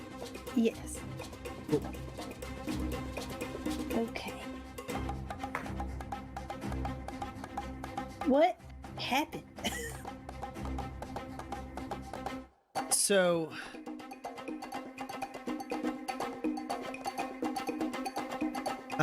what happens is, Eloise, the ground breaks around you. Dex darts in front of you, turns back and shoots to your right.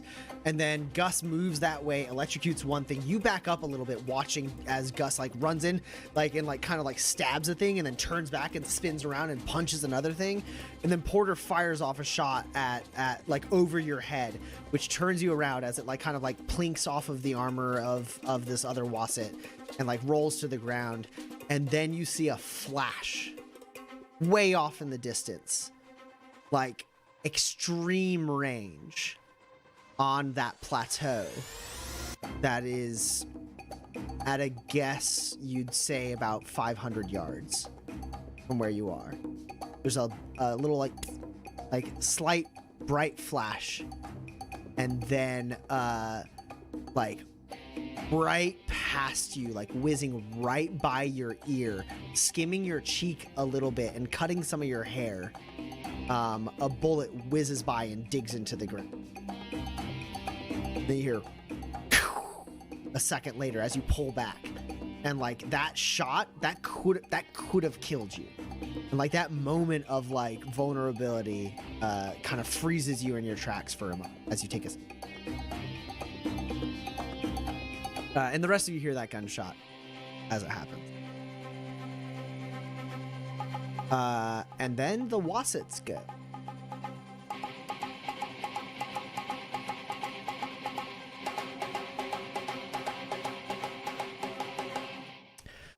All right. So the Wasset you shot, Dex, is gonna swing its appendages towards you and try and take you out. So you're gonna have to make 2 defense tests against that. Okay. Gus, you are also gonna have to make 2 defense tests against the one you punched. And then the other one is going to spend its turn kind of moving, kind of making the ground underneath you, Dex, kind of shake and move. But it is not going to take an attack. So now- 2 defense tests, 1 from 2 from Dex and 2 from Gus. Could I defend this with unarmed? Absolutely, yeah. This is a melee attack.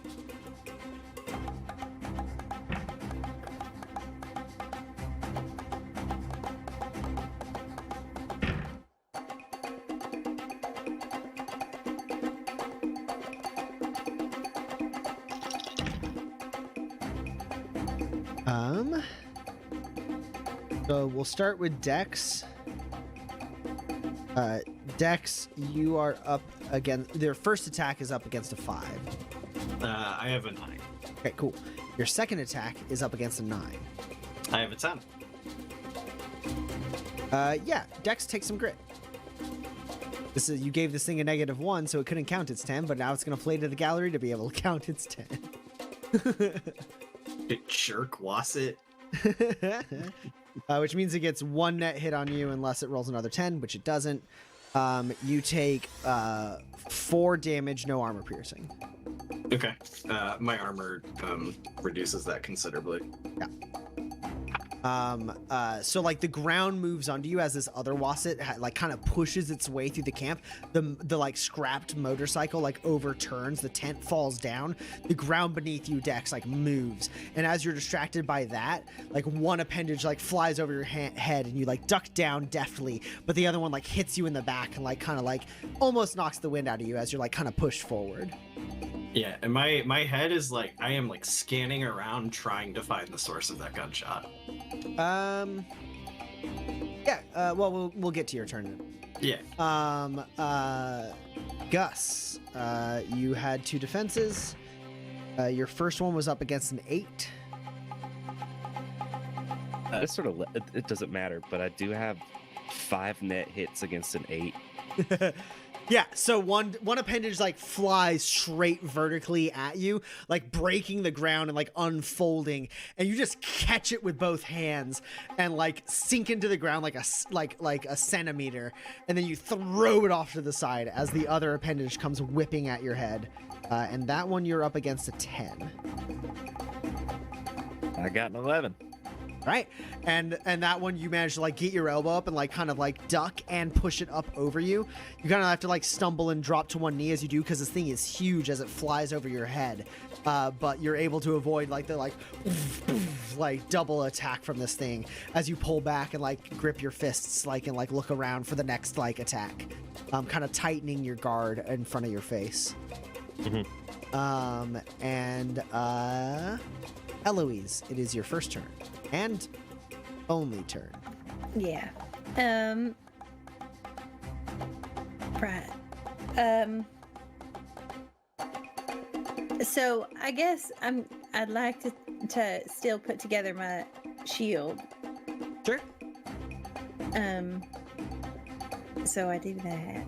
I like do a little like, I don't know, like a run my finger down my gauntlet, and then probably something like, you know, tap it in 2 different places or something, and it sort of like so it's a comes out. quick action to Right. to do it. So yeah, you like pull up your gauntlet on your I think it's your right hand, and the like panel like lights up, and you really quickly press in a sequence and then slide your finger, and it deploys. What's your shield look like? I think that it's probably like an emitter that where there's like a sort of like round limiter on the emitter. So like there's like a shield, but then there's also like a little bit of a metal rim around it, so that it defines the shape a little bit better. So you have this energy that kind of pushes out this ring that is normally condensed, but then breaks open and expands to its extension, making a full ring around this like kind of energy shield that breaks out around. As you do, you step back, and Eloise, your armor does, based on like the like increased heart rate on you, begin to fold around you and fully encase you. What's your armor look like? Right. Well, I don't think I've ever actually field tested it before. The goggles probably like do still like come up, but they're not on. And then sort of the everything. It's not like nanotechnology, but it is sort of like plates that like slide out from one another that are like really thin. Yeah, like it's really like thin. fully made of like pyrithium alloy, so it is very flexible and extremely. Right, and then and so it doesn't have it doesn't have full hands on it yet. It's just sort of like half hands. And then everybody's seen the boots already. Yeah, so like the like panel in front of the boots like spins around and like slaps up and like like forms around your thighs, and then connects your like bottom half to your upper half over your torso, as like your clothes are kind of constricted underneath this metal that like forms its way around your body. The hand that has on your right hand that has your that's a full that has a full glove. Yeah, but this for like tinkering or like messing with stuff or whatever, that isn't fully covered. So as she stumbles back, like kind of recovering from the shot on her face, Eloise like presses a couple buttons on her gauntlet. This energy shield pops out, and then she pulls back, and like around her body, like close tight to her body, around her clothes, this armor quickly deploys and folds around her, kind of covering part of her face as like like her cheekbones and brow are covered by like the sensory like aspects of her as she pulls back and has this shield out. That's one quick action. Eloise, do you have another quick action? Maybe I probably would like to get to cover, I think. Okay. Yeah, and then she leaps past you, Dex. You actually, for a second, Dex, like, you see the motion, and as you turn back, you're like, it takes like a moment of your concentration to watch Eloise fly by in this like power armor that has folded around her body as she darts forward and finds like one of those rocks and like slides against it. Eloise, you can have moderate cover. Okay. Great. It's Eloise's turn. That's it. unless you want to double down. I do not. Okay. Dex. I need you to roll a defense test. Okay. No negatives at this one, except for whatever, the normal ones are. Multiple attacks. Yeah. But you were looking for the flash, and you see the flash of the gun barrel.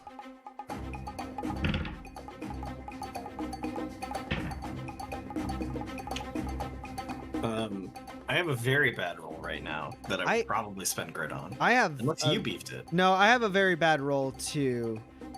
I only have 5s. It pains me that I have to spend grit, but I will spend 2 grit to count as 11. Okay. Yeah. Otherwise, I had a 2. Dex, the ground is moving around you. You look up and you see the flash that you were looking for as the muzzle flare flashes, and like instinctively, like as if anticipating it, you twist and push off of the ground as it like raises up, and the bullet flies right by you, and a second later rings out. And you're able to catch your footing as the ground pushes you forward like you're on a rocking ship. But you are fine. It's your turn, Dex. Is that a shot my gun is physically capable of making? You have enhanced sights, right? Yeah. I won't make you roll. You're a gunslinger and all that. You'd be rolling probably at a -7 to hit this person.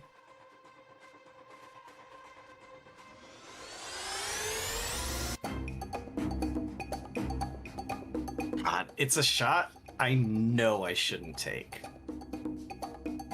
And I do shoot back at this person.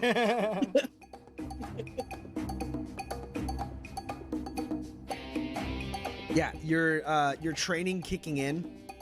You move forward, kind of rocking with the motion of the earth, and you instinctively raise your gun and raise it a decent amount higher than where you saw that flash.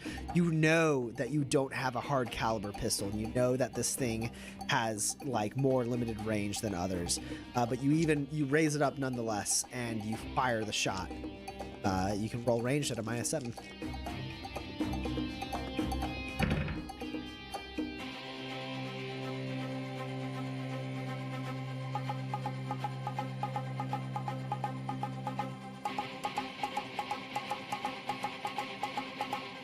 Can I? Okay. I'm considering going it strong on this. Okay. But currently I have rolled what would be explosions.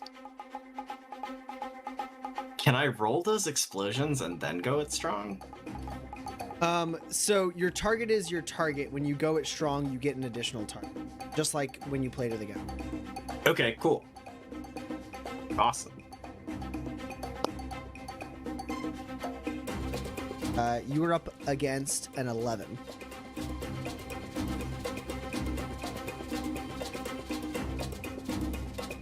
Okay. I will spend all of my remaining grit. It's 2 grit expenditures. Okay. To go it strong, and then play to the galley. Okay.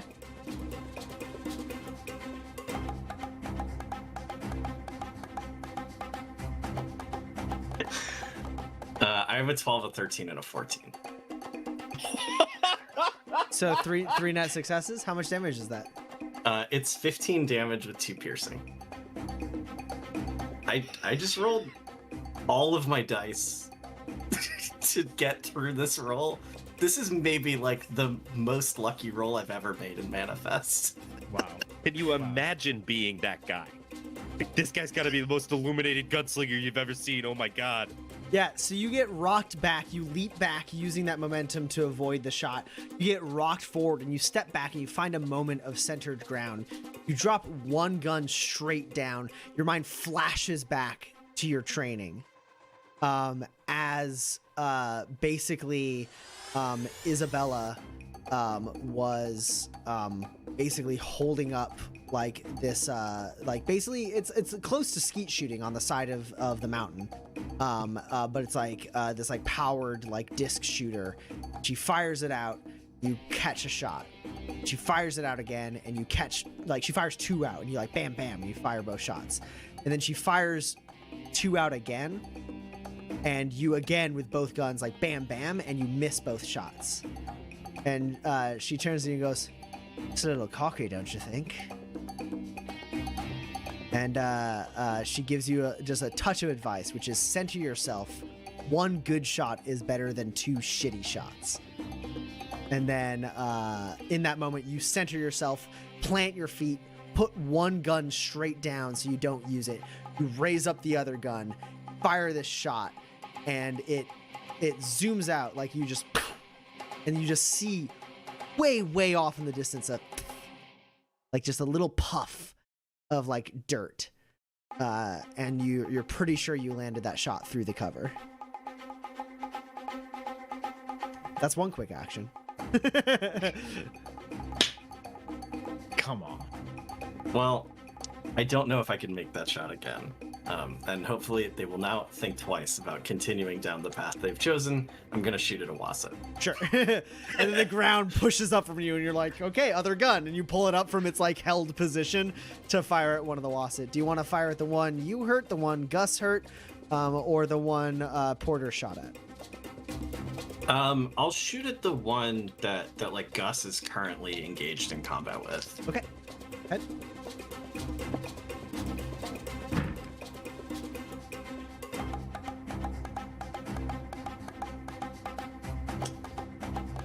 Well, I don't have any hits right now, but what do you got? I have an 11. Okay, I don't have any hits. Wait, how many other successes do you have? I could play to the gallery to get a 10, so. Oh, you would eat my other 2 successes. I have 2 other successes. No, you can.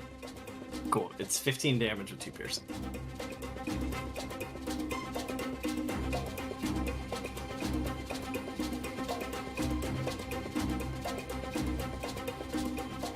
Okay. And then as he rises up, the other Wasset that Porter shot at, kind of like getting underneath Dex. Dex wings around his other gun, kind of riding that wave of like displaced earth, and fires past you, Gus.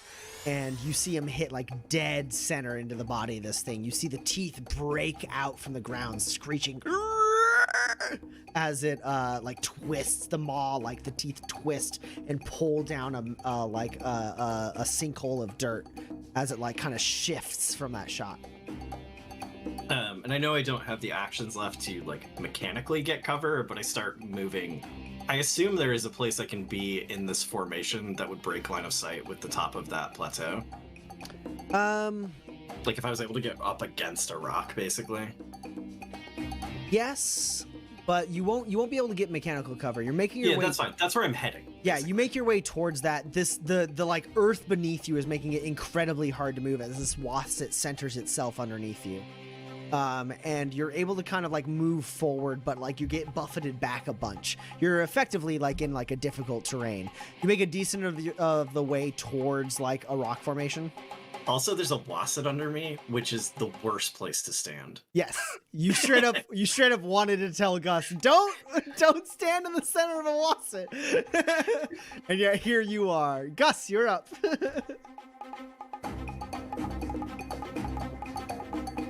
You're muted, Rim.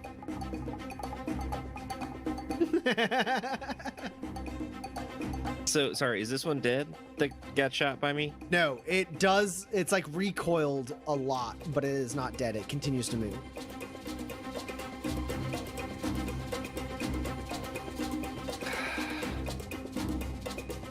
Continues to move towards me.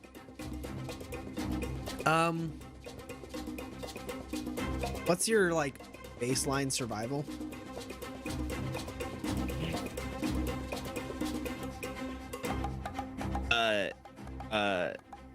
It's strong 4. Yeah, there's, unless you want to spend your whole turn trying to like understand exactly what this wasset's intents are, there's no way to know.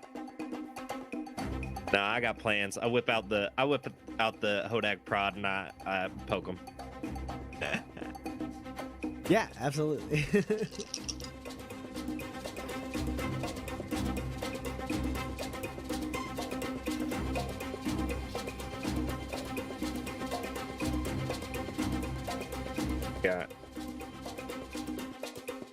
I got a 9. Okay. Yeah. So 9 and a 5. let's see. I have a 6, so it's just one net success. All right. So 2 more That's, damage. Yeah, 2 more damage. Got electric on it. Yeah. So this thing recoils from the shot, and you're just like, you hit it with the rod, like right nearby the gunshot wound, and it recoils even more. That's one quick action. Yeah, I sort of hit it. As I'm running, and I go, "You learn," and I sort of move. And I'll move. So, is that fuel cube still sitting on that motorcycle? You know what, Gus? Roll a wrangle test for me. All right. You can have a +2. All right. Well, that'll help. Certainly. It's my best tenacity skill. So these 2 dice should be great at it. Well, My good sir, you're up against a 2. well, then it's just a misfire. Well, wait, that means you succeed, right? Yeah, I got an 8. Okay, cool. You got 1 net success then, or 2? 1? Just an 8 and a 20. So yeah, you hit this thing with the prod, and you're like, learn, and you pull back, and it pulls back too. And you get the sense that this thing, it has its own sense of self-preservation, and it doesn't seem to want to be here anymore. But then you pull back and step in, and your foot sinks down, and you realize you're not able to move this turn anymore, as you have stepped directly above a wasset, the one that you were moving toward. No other mechanical thing except for you can't move anymore, but that's it. Is the fuel cube still sitting on that motorcycle? It is. Yeah, it's leaning up. Like the motorcycle got toppled over. The fuel cube is like leaning up against the tower. The tire, like the back tire, like toppled over as well. All right. I'm like, hey, can someone make sure they don't shoot that fuel cube? That'd be so bad. That's what he was gonna do. Instead, this wasset's gonna get a punch in. Cool. Yeah, you step down. You see the teeth breaking up around the ground, moving around your foot, and you're like, no! And you throw a punch at this thing. Nope. Play stupid games, you win stupid prizes. You're only up against a 4. All right. Well, then all 4 of these are successes. Oh. Yeah, that's a 16 damage for Pearson. All right, show off.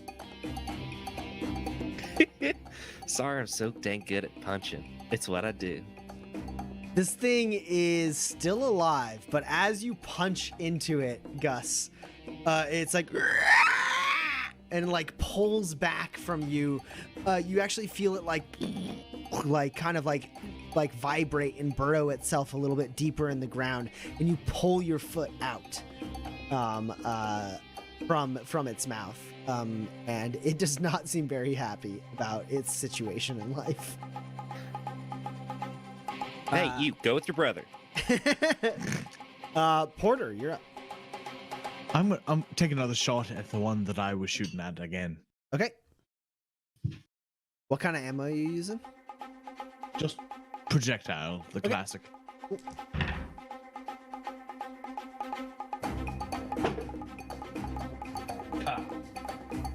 You're up against an 8.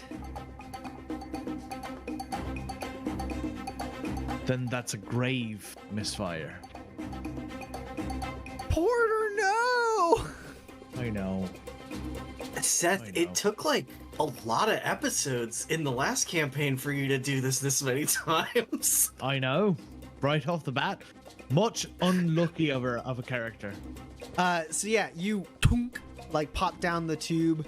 You pull out another one of those like kind of it's like slightly spiked, and you know like once it gains momentum, like spikes point out of the front of it, like this like sharp, like it's like a tube that becomes like a ball of spikes as you shoot it out. And you slide it in, and you chink, get it ready. And as you rush forward, Porter, you kind of like get up near where Dex is, and Dex is like started to like move with the motion of the ground.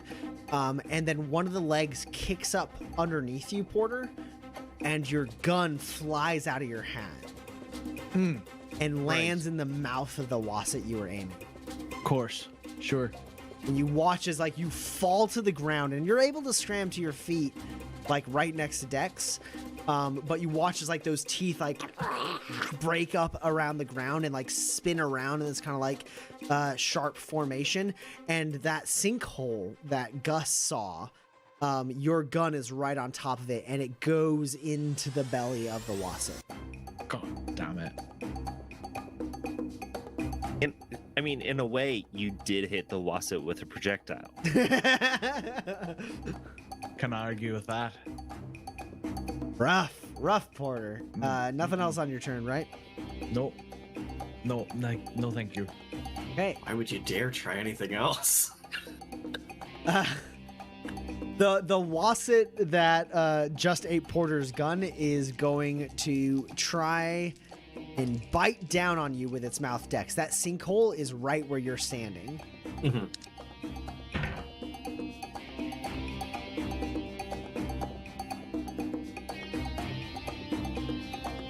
You're up against a 9. I have a 10. I have no shenanigans for and then the wasset that the two other wasset are going to pull back and not attack this turn. Gus, the ground moves underneath you as you pull back away from that mouth, and they're not fast, these things, but like the ground like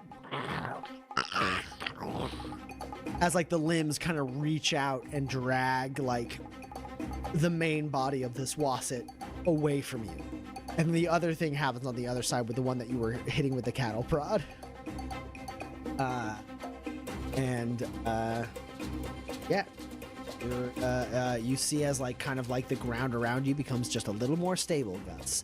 But the ground around Dex and Porter, absolutely terrible. And then gunshot is going to ring out again.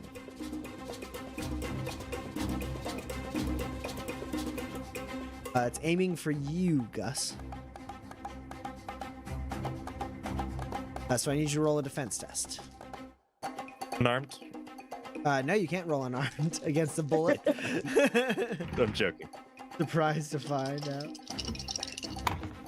I punched the bullet. You were up against an 11.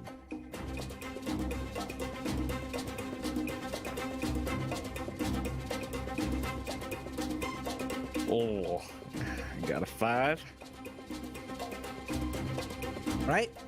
Gus, you take 12 damage with 2 armor piercing. Yikes. Oh, all right, that's fine.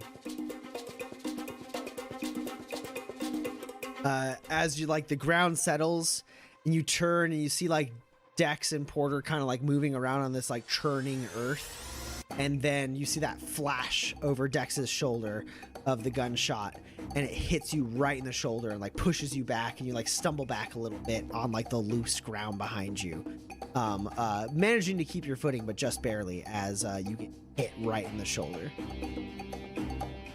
Yeah, that ain't good. Didn't like that. A second later you hear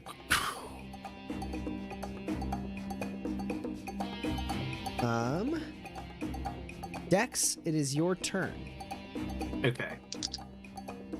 This wasset is still actively trying to eat me? Yes. No, okay. I was gonna ask if it was like conceivably possible to save Porter's gun, or if this wasset had certainly eaten it and now it was running away, but like it answered the question for me as to whether or not I shoot it. It's trying to eat you. You could reach in the mouth. Oh, I'm not getting the gun out by hand while it's alive. Right. Yeah, that'd be foolish. Yeah. You fire off a shot directly below you into the ground. Tough to miss.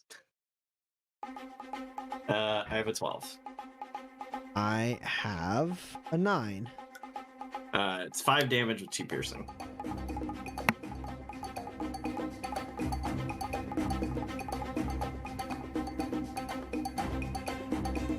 Yeah. All right. So yeah, you fire one shot off in, a little bit of blood shoots up with the dirt below you. What's your other action? Still churning away. Yeah, absolutely. This thing had this. Is Oh, the first, this one never got. yeah, this is the first time that this one's been harmed. Ah, Porter, your gun's lost.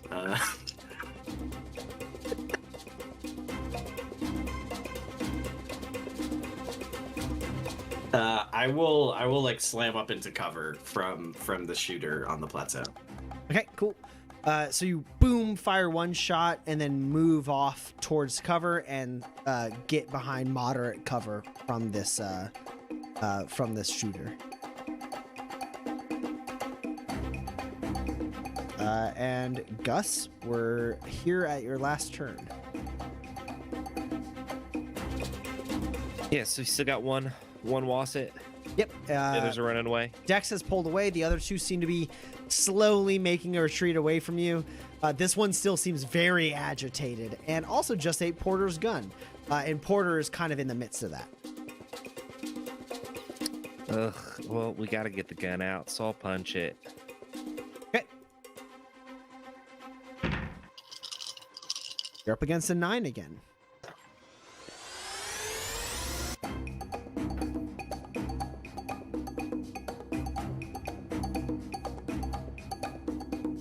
No? It's a whiff?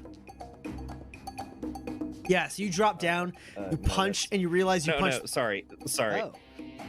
That was me shaking my head because I rolled 2 13s. Oh.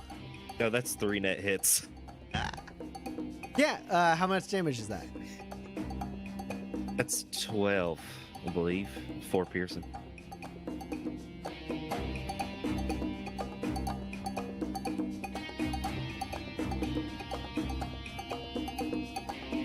Yeah, so Gus, you slide in and you like slam one fist in the ground and a little bit of blood spurts up, and then you punch like 3 more times, like breaking the ground around you, just like punching, like beating the crap out of like the central body of this wasset. But it is still your turn. Only one quick. Is there like any cover between me and this gun? Like, if I just start running towards it, would I just be running on flat land? So it's a little hilly, but the elevation of that gunshot is enough that it will still have line of sight to you. But if you wanted to press towards it, you could get light cover if you use a quick action to rush in and hug one of those hills. Yeah, I guess I'd do that. What is it to activate a somatic power? Usually a focused action. Depends on the power. Gotcha. I was thinking about, I don't know, something that would get me closer, like adrenaline spike. I think is focused, but I was thinking maybe like wall walker or like super jump. Those would be focus Might not actions be. too. If you have 4 grit, you could double down and use them and gain the extra ground. Yeah. That's interesting. Nah, I don't. I'll just take a quick action. I'll start running. Okay, cool. So yeah, you punch this thing like bam, bam, bam. A little blood shoots up. The ground turns, and then you look towards that horizon. You leap off the ground and run forward like full on like sprinter style, and then slam into like the elevated ground of one of the first hills to gain light cover. Porter, it's your turn. So I don't know how to redeem myself at this point. If I chuck a tonic at one of them, will it work if I hit it in the mouth? I think it ends up being more of a wrangle test to pull that off. Don't like those odds. Oh, did I not kill that thing? No, it's still writhing in the ground. Oh, whoops, my bad. Wrangles, no. All right. No, is anybody hurt so far? Just had to check. Gus is a little bit hurt. Eloise has an injury, but no hit point No. loss. My armor's hurt, but I'm fine. Right. I think Porter at this point, his gun's been eaten. He's got nothing to punch with for sure. He's just gonna hide. Okay. So you take a full action, Porter. You pull away from the Wasset, and you're able to, despite like the difficult terrain of the Wasset, you're able to get to moderate cover. Good. And that Wasset is gonna move on Eloise. All right. Eloise, I need you to roll a defense test as the ground churns and moves and it kind of like courses forward, and then one of those appendages breaks out and tries to swat at you behind your rope. Sure. I think that's probably fine. Yeah, it is. So I have a +2, I think, for cover as well. No, this thing is it's a melee attack. underneath It's me? moved. Yeah, it's moved in a way Sure. that negates your cover. You have cover from the shooter, but the Wasset has negated Right. your cover. Well, I have a 14. So- Okay, I have a 2. And since I gravely misfired, because I rolled 2 20s. Can I and it- turn on my mag belt and then it gets his gun back? Yes. Wait, are you kidding me? Did you just say yes? Yeah, I Is that grave- the word that you just said I to me? grave misfired and I couldn't think of a thing.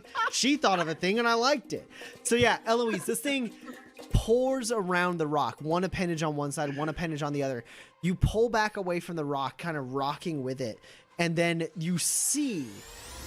You're familiar with Porter's gun. You've seen it before. You see that kind of hollow stock poking up from the mouth of this thing, kind of twisting and turning, covered in goo and like a little bit scratched up from the teeth.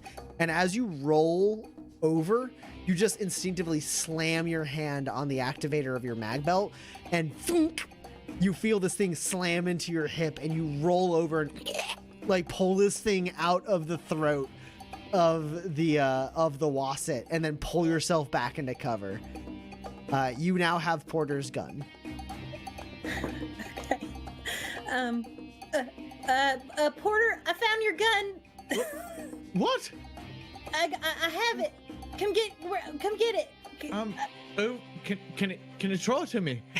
You look over Porter, and she's like pulling it off of her belt, and it's just like dripping with like sludge and slime, a lot of like melted, like a lot of like soggy dirt and mud.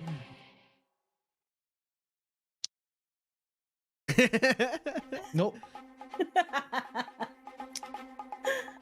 All right. Another shot is going to ring out, and it's going to go at Gus again.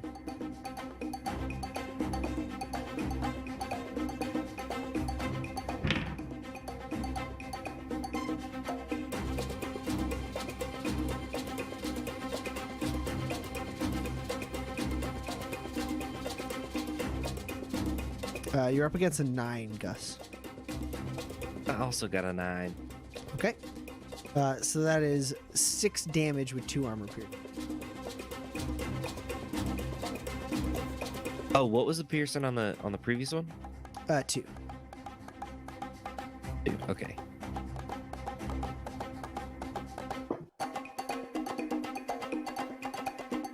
And then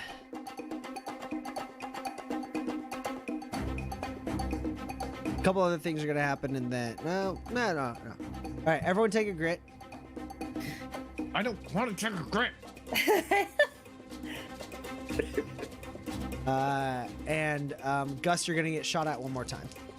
No. Same gun or different gun? Same gun. Okay. You're up against a 10. I got. Well, let me. Oh. I got a 9. Okay. Unfortunately, that is 12 damage with 2 armor pierce. Oh my god. As this one rolled a 9 and a 10.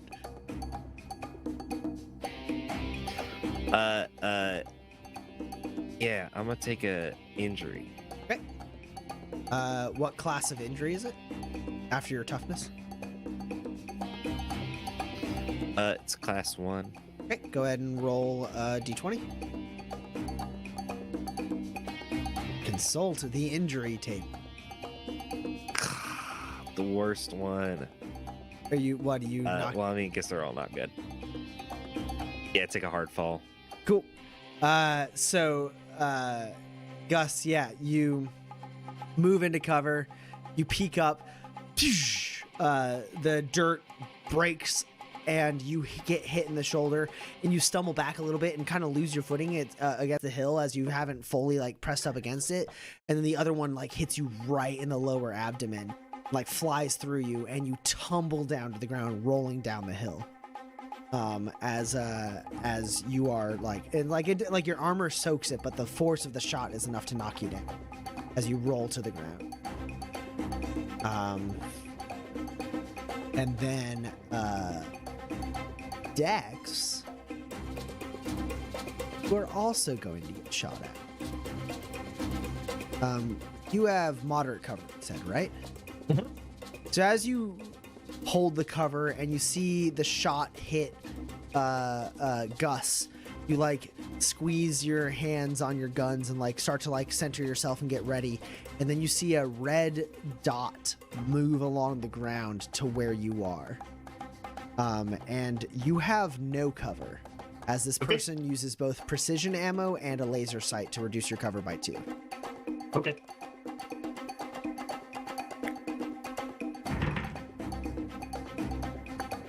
And you're up against a 12.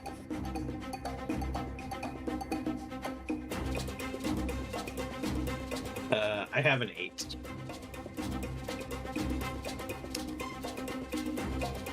Take grit, Gus, or sorry, Dex. Hey, you can't pay him grit to shoot me better. That ain't how this works. So I had that 12. I also had 2 13s, which I'll play to the gallery for. Okay. Which explode, but probably don't matter. That's a 19 and that's a 16. So, but that is 3 net hits, which means you take 12 damage, 4 armor piercing, as a bolt flies out from a different direction. Not like much closer, but like comparatively much closer. It's like sure. it's like within those kind of rolling hills that lead towards that plateau. There's someone It like would not be a monumentally hard shot to make compared to the other one. Yeah, absolutely. It's not extreme range. It's at best like medium range. As someone, apparently another bandit or somebody has moved to that position and shot you with some projectile weapon. So Okay, 12 damage, 4 armor piercing. I'm gonna take an injury instead. Okay.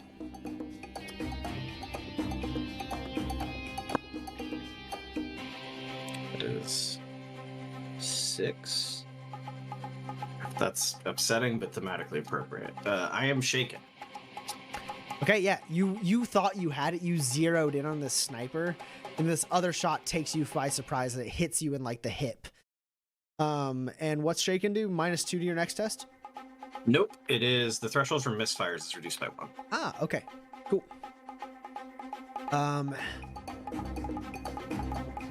That's all that happens for now. Dex, it is your turn. Okay. So the one disadvantage of laser sights is that they do tell me where you are shooting from. That way. That the laser sight plus the angle of the arrow sticking in your hip has told you it's that way.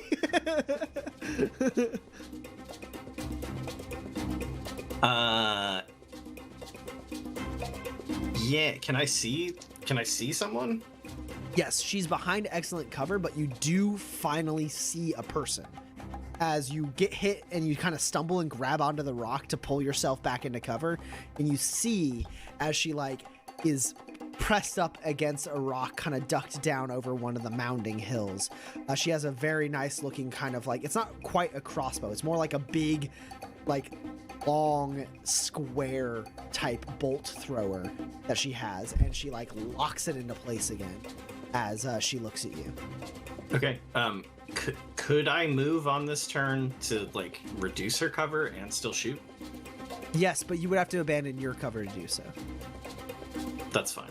Okay, cool. Yeah, you're able to run up on one of those mounds, one of those hills that like kind of like radiate out from this rock formation, and you're able to stand up. You reduce her cover. It's light cover. She has light cover. Okay. From this distance, but you also close some distance, so you don't have like a range penalty. As you kind of like step up onto the hill and like look her dead in the eye and like raise your gun.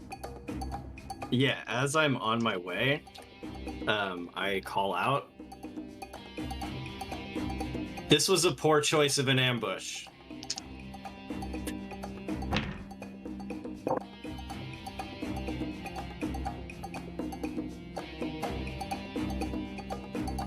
You said she's light cover? Yes. Okay. You're up against an 11. Cool. I will spend 2 grit to count this 13, which then explodes. Okay.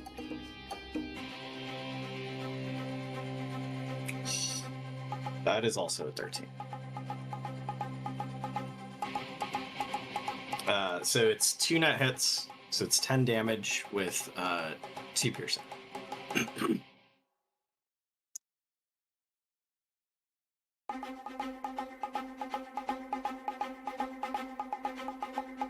Yeah, you step up, sliding on like the thin layer of like sand and dirt on this hill, and you shout out like, "This was a poor choice of an ambush," and you like calmly like slam out one gun and shoot a shot, and it wings her in the shoulder, and she like stumbles and falls to one knee.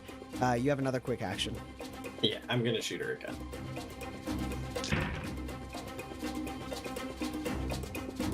That's a bad. And then, am I close enough that I could like speak to her without having to shout it? Not quite. No, you still have to shout quite a bit.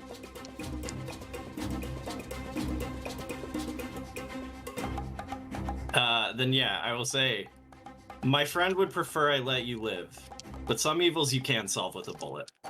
You're up against an 8.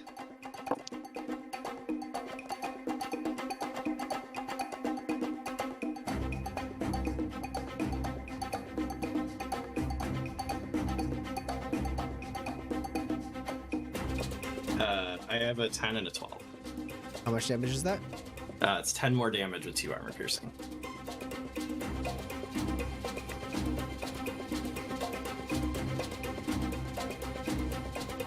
So she pulls up off the ground and you hit her like dead center in the chest.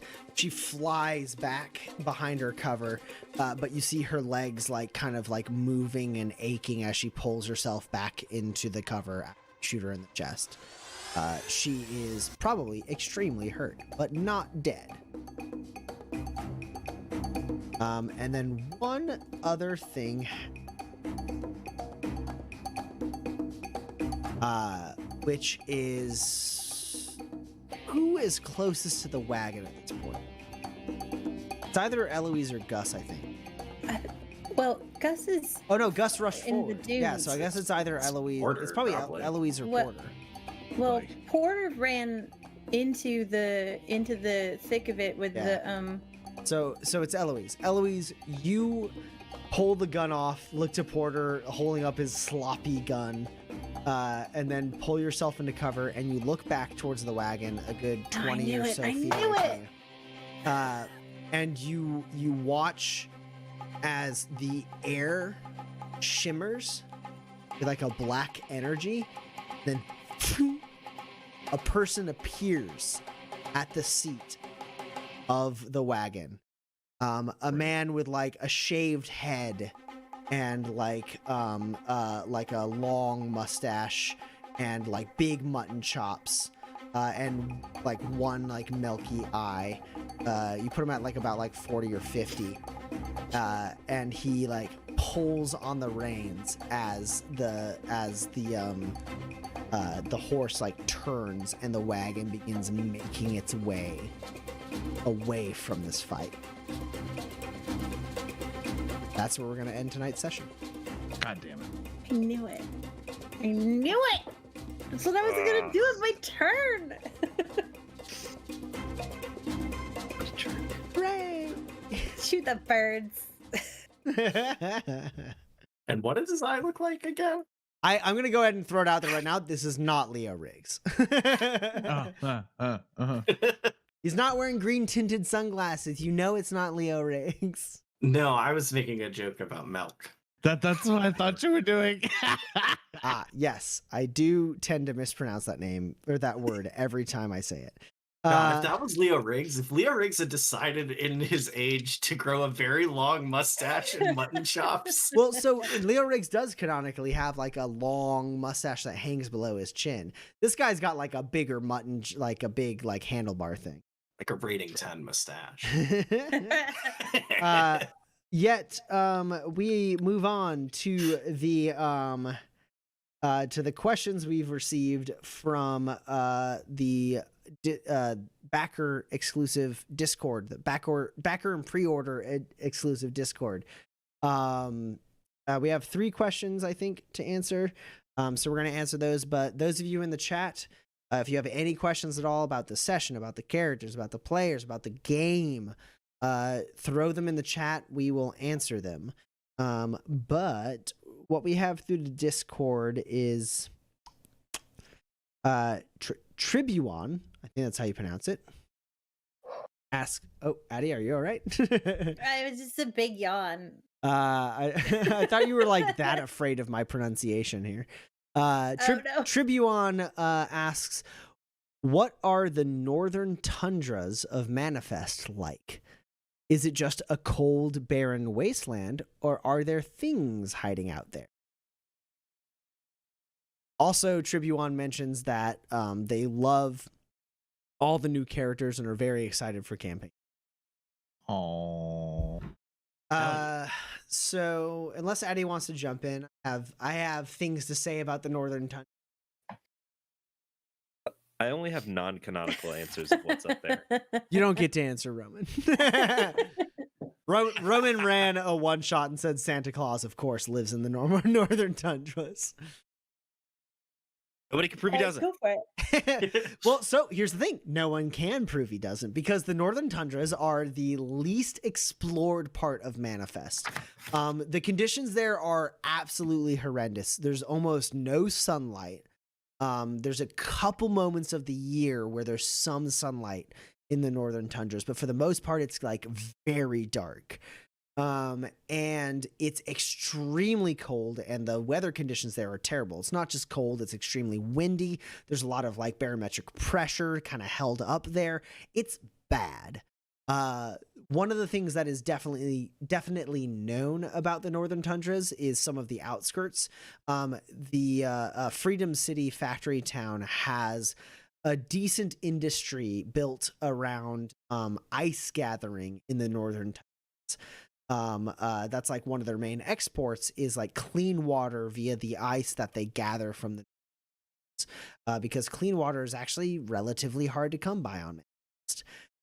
And so there's a decent amount of like industry and stations on like the early parts of the northern tundras above the Frostfire Forest, where like there's like industries that like, you know, cut and to land and like find ice.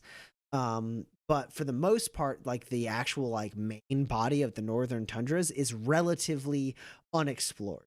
There are some people who have pressed into it from time to time with little to no success. Many of them have died and never come back. But a few of them How have... do you know they're dead then? It's true. Many of them have never reported back. And then there's some people who've made it back after like their party was unable to survive in that. There's one thing that's confirmed is there's definitely wassets up there hiding beneath like the thick layers of snow.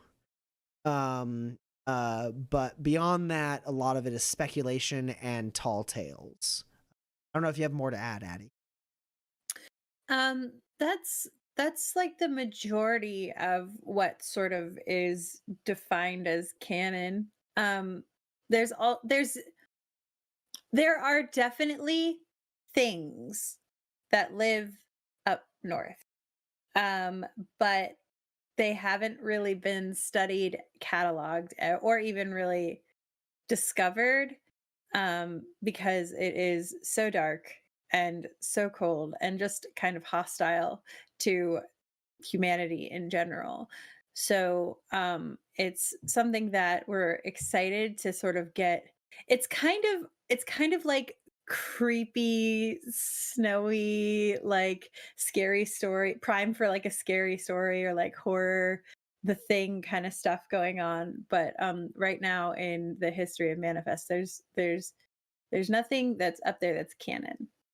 It's like there's that vampire comic book they made a movie out of called 30 Days a Night, and like up there it's just most of the days are night. Yes. Yeah, it's sort of like claustrophobic and like cold and dark and dangerous. So like it's a great place to set like a horror adventure.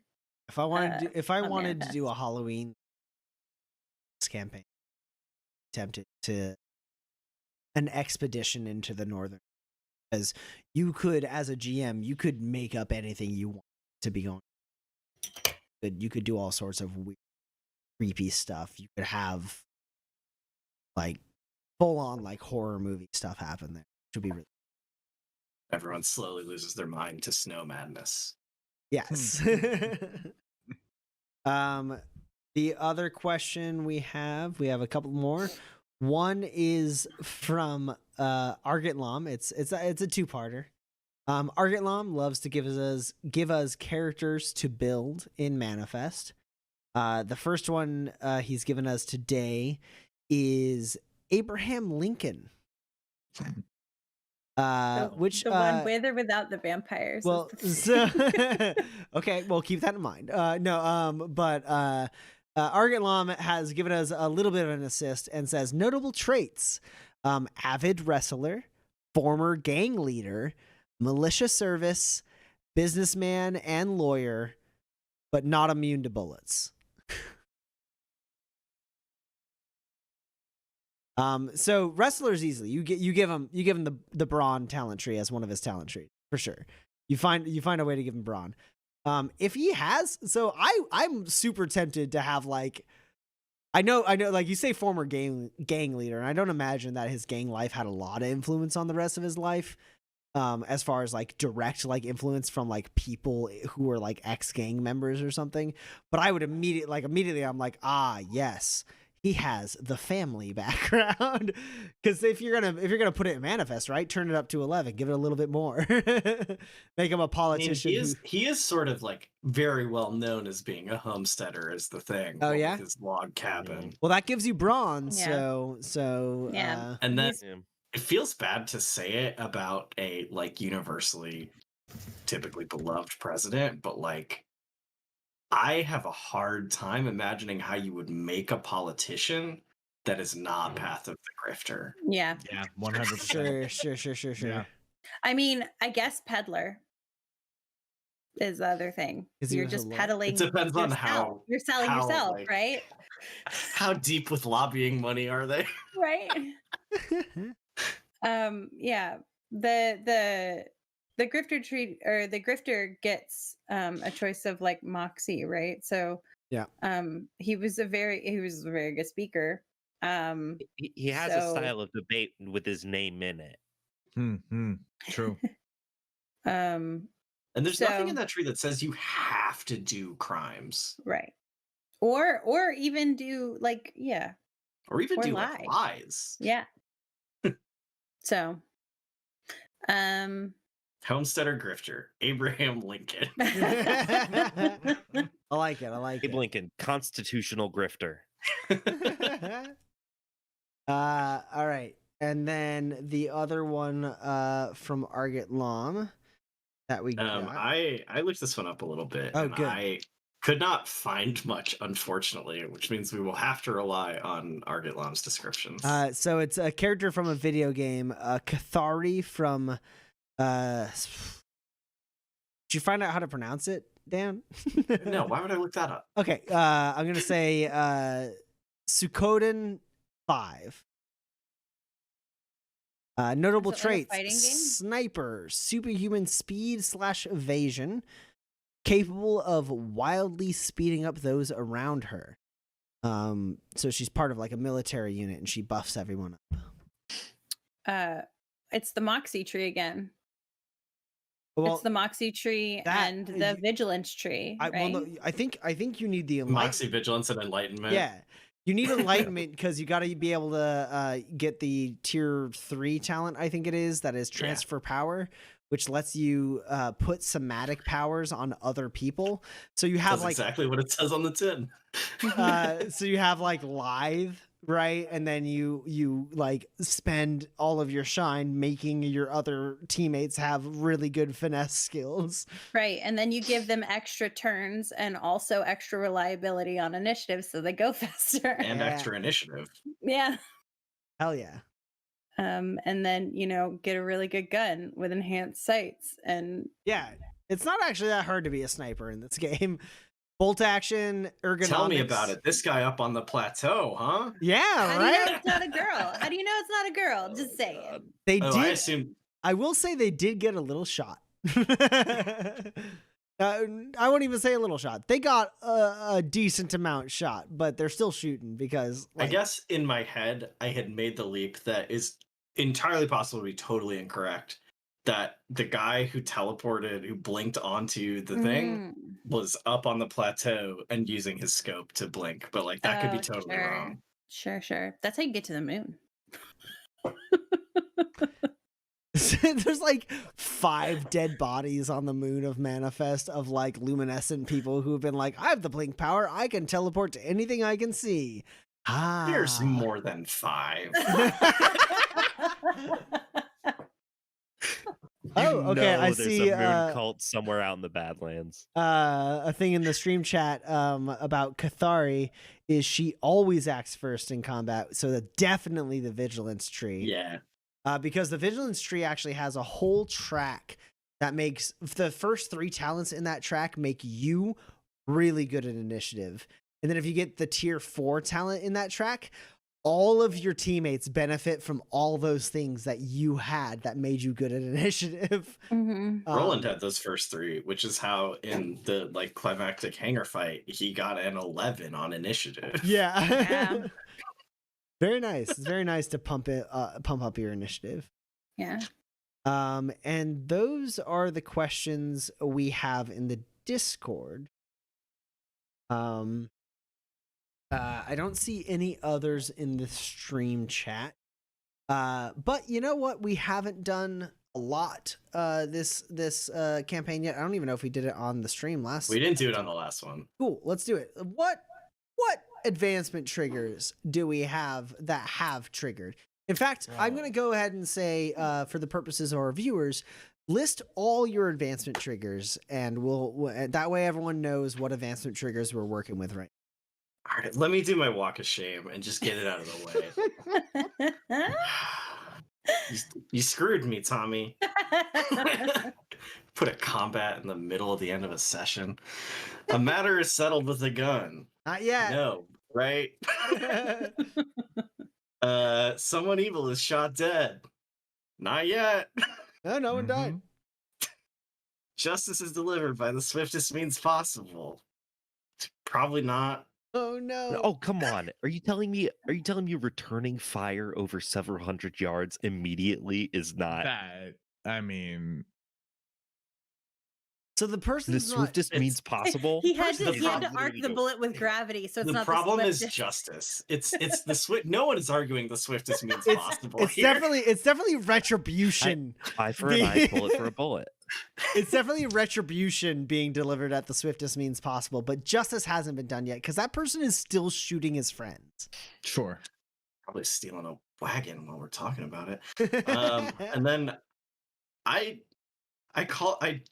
tried so hard. I called out the corruption or evil as soon as I saw it. Like as soon as I saw her. For whom? The lady who shot me with a crossbow. I'm actually gonna give it to you, Dan, but not for that. I'm gonna give it to you, Dan, because everyone else was like, "What do we do? Do we leave the body? Do we go to the town and then come back?" And you were like, "No, this man was murdered. I'm going to go down this path now, find out who murdered him." Thank you. That's generous. Thank you for the 1 XP I have earned this Yeah, session. no, for sure. You definitely like they were all like kind of concerned about like, well, what's the like most logical thing to do here? And you were like, no, they murdered a person. He didn't die of natural causes. I'm not resting until I go and figure out more. And that's corruption being called out immediately. Cool. 1. See, this is what happens. This is what happens when I'm like, you know what? I always choose the really easy gunslinger triggers. I'm gonna choose the like tricky ones and try to play like a nuanced advancement trigger scheme. It's No, okay. never again. Well, so if you look about it this way, like the campaign ends when we get to 20. So like this I'm just trying to get means 2 we to play XP out here for more. grit. Is all I'm saying.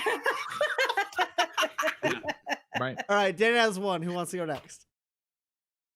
I'll go next. I've got I'll go through them all first. You restock your inventory, you accept a trade for products instead of money, you draw a crowd to inspect your wares, and a deal is made that is tilted in your favor. All right, so Oh, you you restock your inventory. I definitely stole some shit from that dude. So are you gonna keep? Okay, yeah, fine. Oh, I'm keeping that 100%. You accept a trade for product instead of money. I traded my gun for that wasset not eating me. No, fuck off. You draw a crowd to inspect your wares. We seem to have a group of bandits Get out of here! very No! interested. Those in one checking people out the came to wagon. see what's in that wagon. That's right. No.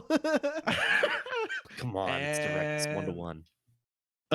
A deal is made that is tilted in your favor. Yeah, I mean that's the one I was gonna give you yeah. because you got a free fuel cube I really did. The gift because that keeps on Dalton giving. DeCastro likes you for some reason.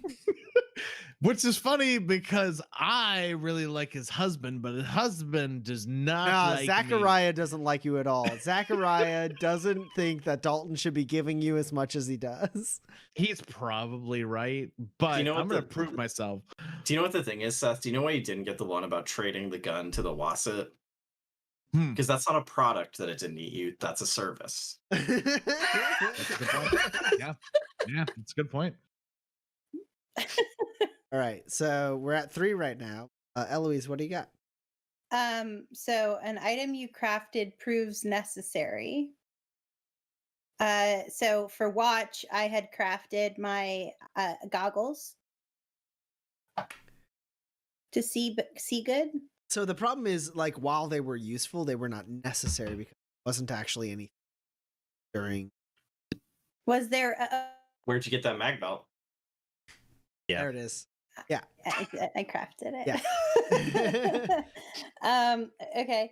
A piece of gear is modified or repaired. I did that. Yeah.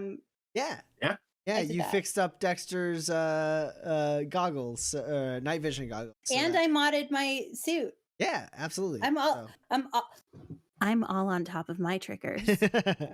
All right, so also that's a grit don't for, rub it in. You know it hurts me. I know. don't forget that's a grit for Eloise and a grit for Porter because they both have Yeah. Sure. I'm at 7 grit now. Yeah. I started with 1. All right. She's gonna have along- 12 at the end of next. So I don't think that the goggles count as a long-term project. Do they? Okay. So then I didn't get a long-term project as completed. Yeah, no, it was like 18 hours. Yeah. And then an item is successfully crafted under pressure. I don't think that I did. Except for the fact that it was really close to the time when Dex was gonna wake up and Oh, and it needed to get done so there wouldn't be a fight. And I'm a very anxious person. I like And- that a lot, but it's an item is crafted, right? And you didn't create an item. I crafted this like the circuit board, right? I'm gonna roll for generosity real quick. Hey, I'm generous. You get it. Yay. Can I argue for a long-term project that's been completed? No, I just was generous. Well, hold on. Just hear me out. Okay. These bandits have been out here for God knows how long. Oh, you waiting asshole. for these LRC parts. They killed that guy weeks ago, left him out there as a trap bait. They probably lured these wassets into the middle of this camp, and they've just been sitting here looking at this nothing pile of rocks waiting for us to come by. Yeah. No, you're absolutely right. That's a grit for Eloise. That's exactly right. All 4. Oh my god. I was so ready to say no to you, Dan, but you're absolutely correct. Listen, if there's one thing I'm really good at this game, it's knowing all of the rules. If there's another, it's arguing for experience. That's so correct though. It's such a like very thought out ambush that they did. All right, Gus, you're up. Yeah. You choose not to fight someone you believe you could beat. I learned them Wassets a lesson. I chose not to. Quit. I was like, You "No, could I have can kept beat punching you, them. but You could, go." yeah, you absolutely could have used your better weapon to keep punching them, but instead you poked them with your shitty prod. Absolutely. That's right. You knew that you could kill these Wassets, but you were like, no, I can make them get. Yeah. Nice. You're observed performing an amazing feat of athleticism. I punched them so good so many times. Nah, you picked up all those crates. Oh, also that. You picked up these crates that Tommy, you went out of your way to say Yeah. how heavy and cumbersome they were. And he picked Absolutely. 2 up and he had total control. And Bobby Rockwell was canonically impressed. It's true. I even thought about that during that moment, and I was like, maybe I should make him roll. Nah, no one's gonna bring this up in the XP. You thought. Why You would you think thought- that? But I think a combination of that and your general workout and you beating the shit out of these Wassets, like, it's not necessarily Bobby Rockwell, but definitely your team saw like your full on strength. So yeah, that's a grit for you. Yay. Great. Problem is resolved with a show of strength. I showed these Wassets my strength so they would stop eating us. It's not resolved yet. There's still one eating you. So it was 2 of 3 was resolved. Right. You're 2/3 Uh, of the way to that grit. or to that XP. And then someone with superior firepower is defeated in close combat. I'm like a couple hundred yards away from getting that one. Just about, I don't know, like Just keep 400, running. 450 yards away. I don't know. Yeah, so that's what I got. Okay, cool. You guys got 9 XP, which Not I, bad. I believe launches you into level 3. Yeah, it's It's certainly level 15. 3. What's our total XP right now? 15. 15. Yeah. Perfect. Very close to level 4, probably. What do we get? What do we get? What do we get? Level 3, you get a skill point and a talent point. All right. No. Yeah. Oh, and a talent point. Yes. All right, cool. So we've gone through our XP. We know what everyone's triggers are. Thank you all so much for watching. You had a great time playing. Hopefully you had a great time watching. We're going to be back on again February 16th day next week. So if you haven't already, hit follow, hit subscribe, jump in, be part of the community. If you aren't in the Discord, message us. We'll talk to you. We have a lot of fun with the people who are interested in our game, who like our game, and we want to continue to be connected with them. So the other thing is, in the next day or two, season 1 in its entirety will be on YouTube. Episode 1 to 50, it's all there. And then soon season 2 will begin to appear on YouTube. That way, if you miss any episodes, you can jump in on that. That doesn't mean that you shouldn't hit that follow button so you can get the notifications, because we're hoping to, in the near future, expand the content on this channel so that it expands beyond just the actual play on Tuesday. You may remember we had GM styles with Addy for a while. We're gonna do stuff like that again. We want to keep producing content for you guys, because we love games, we love you, and we should all hang out and talk about games. So yeah, thank you all for watching. Let's go ahead and move into our outro. I do just have to say, anyone else notice last week that a beautiful new rendition of the Waypoint theme by Who our wrote very that, own Tommy? Seth Lilly? Oh yeah, that guy right down there. Yeah. Seth continues to enhance the Waypoint theme, and let's go ahead and all just enjoy that for as we end tonight's session. Thank you all for watching. We love you. Stay safe. Bye.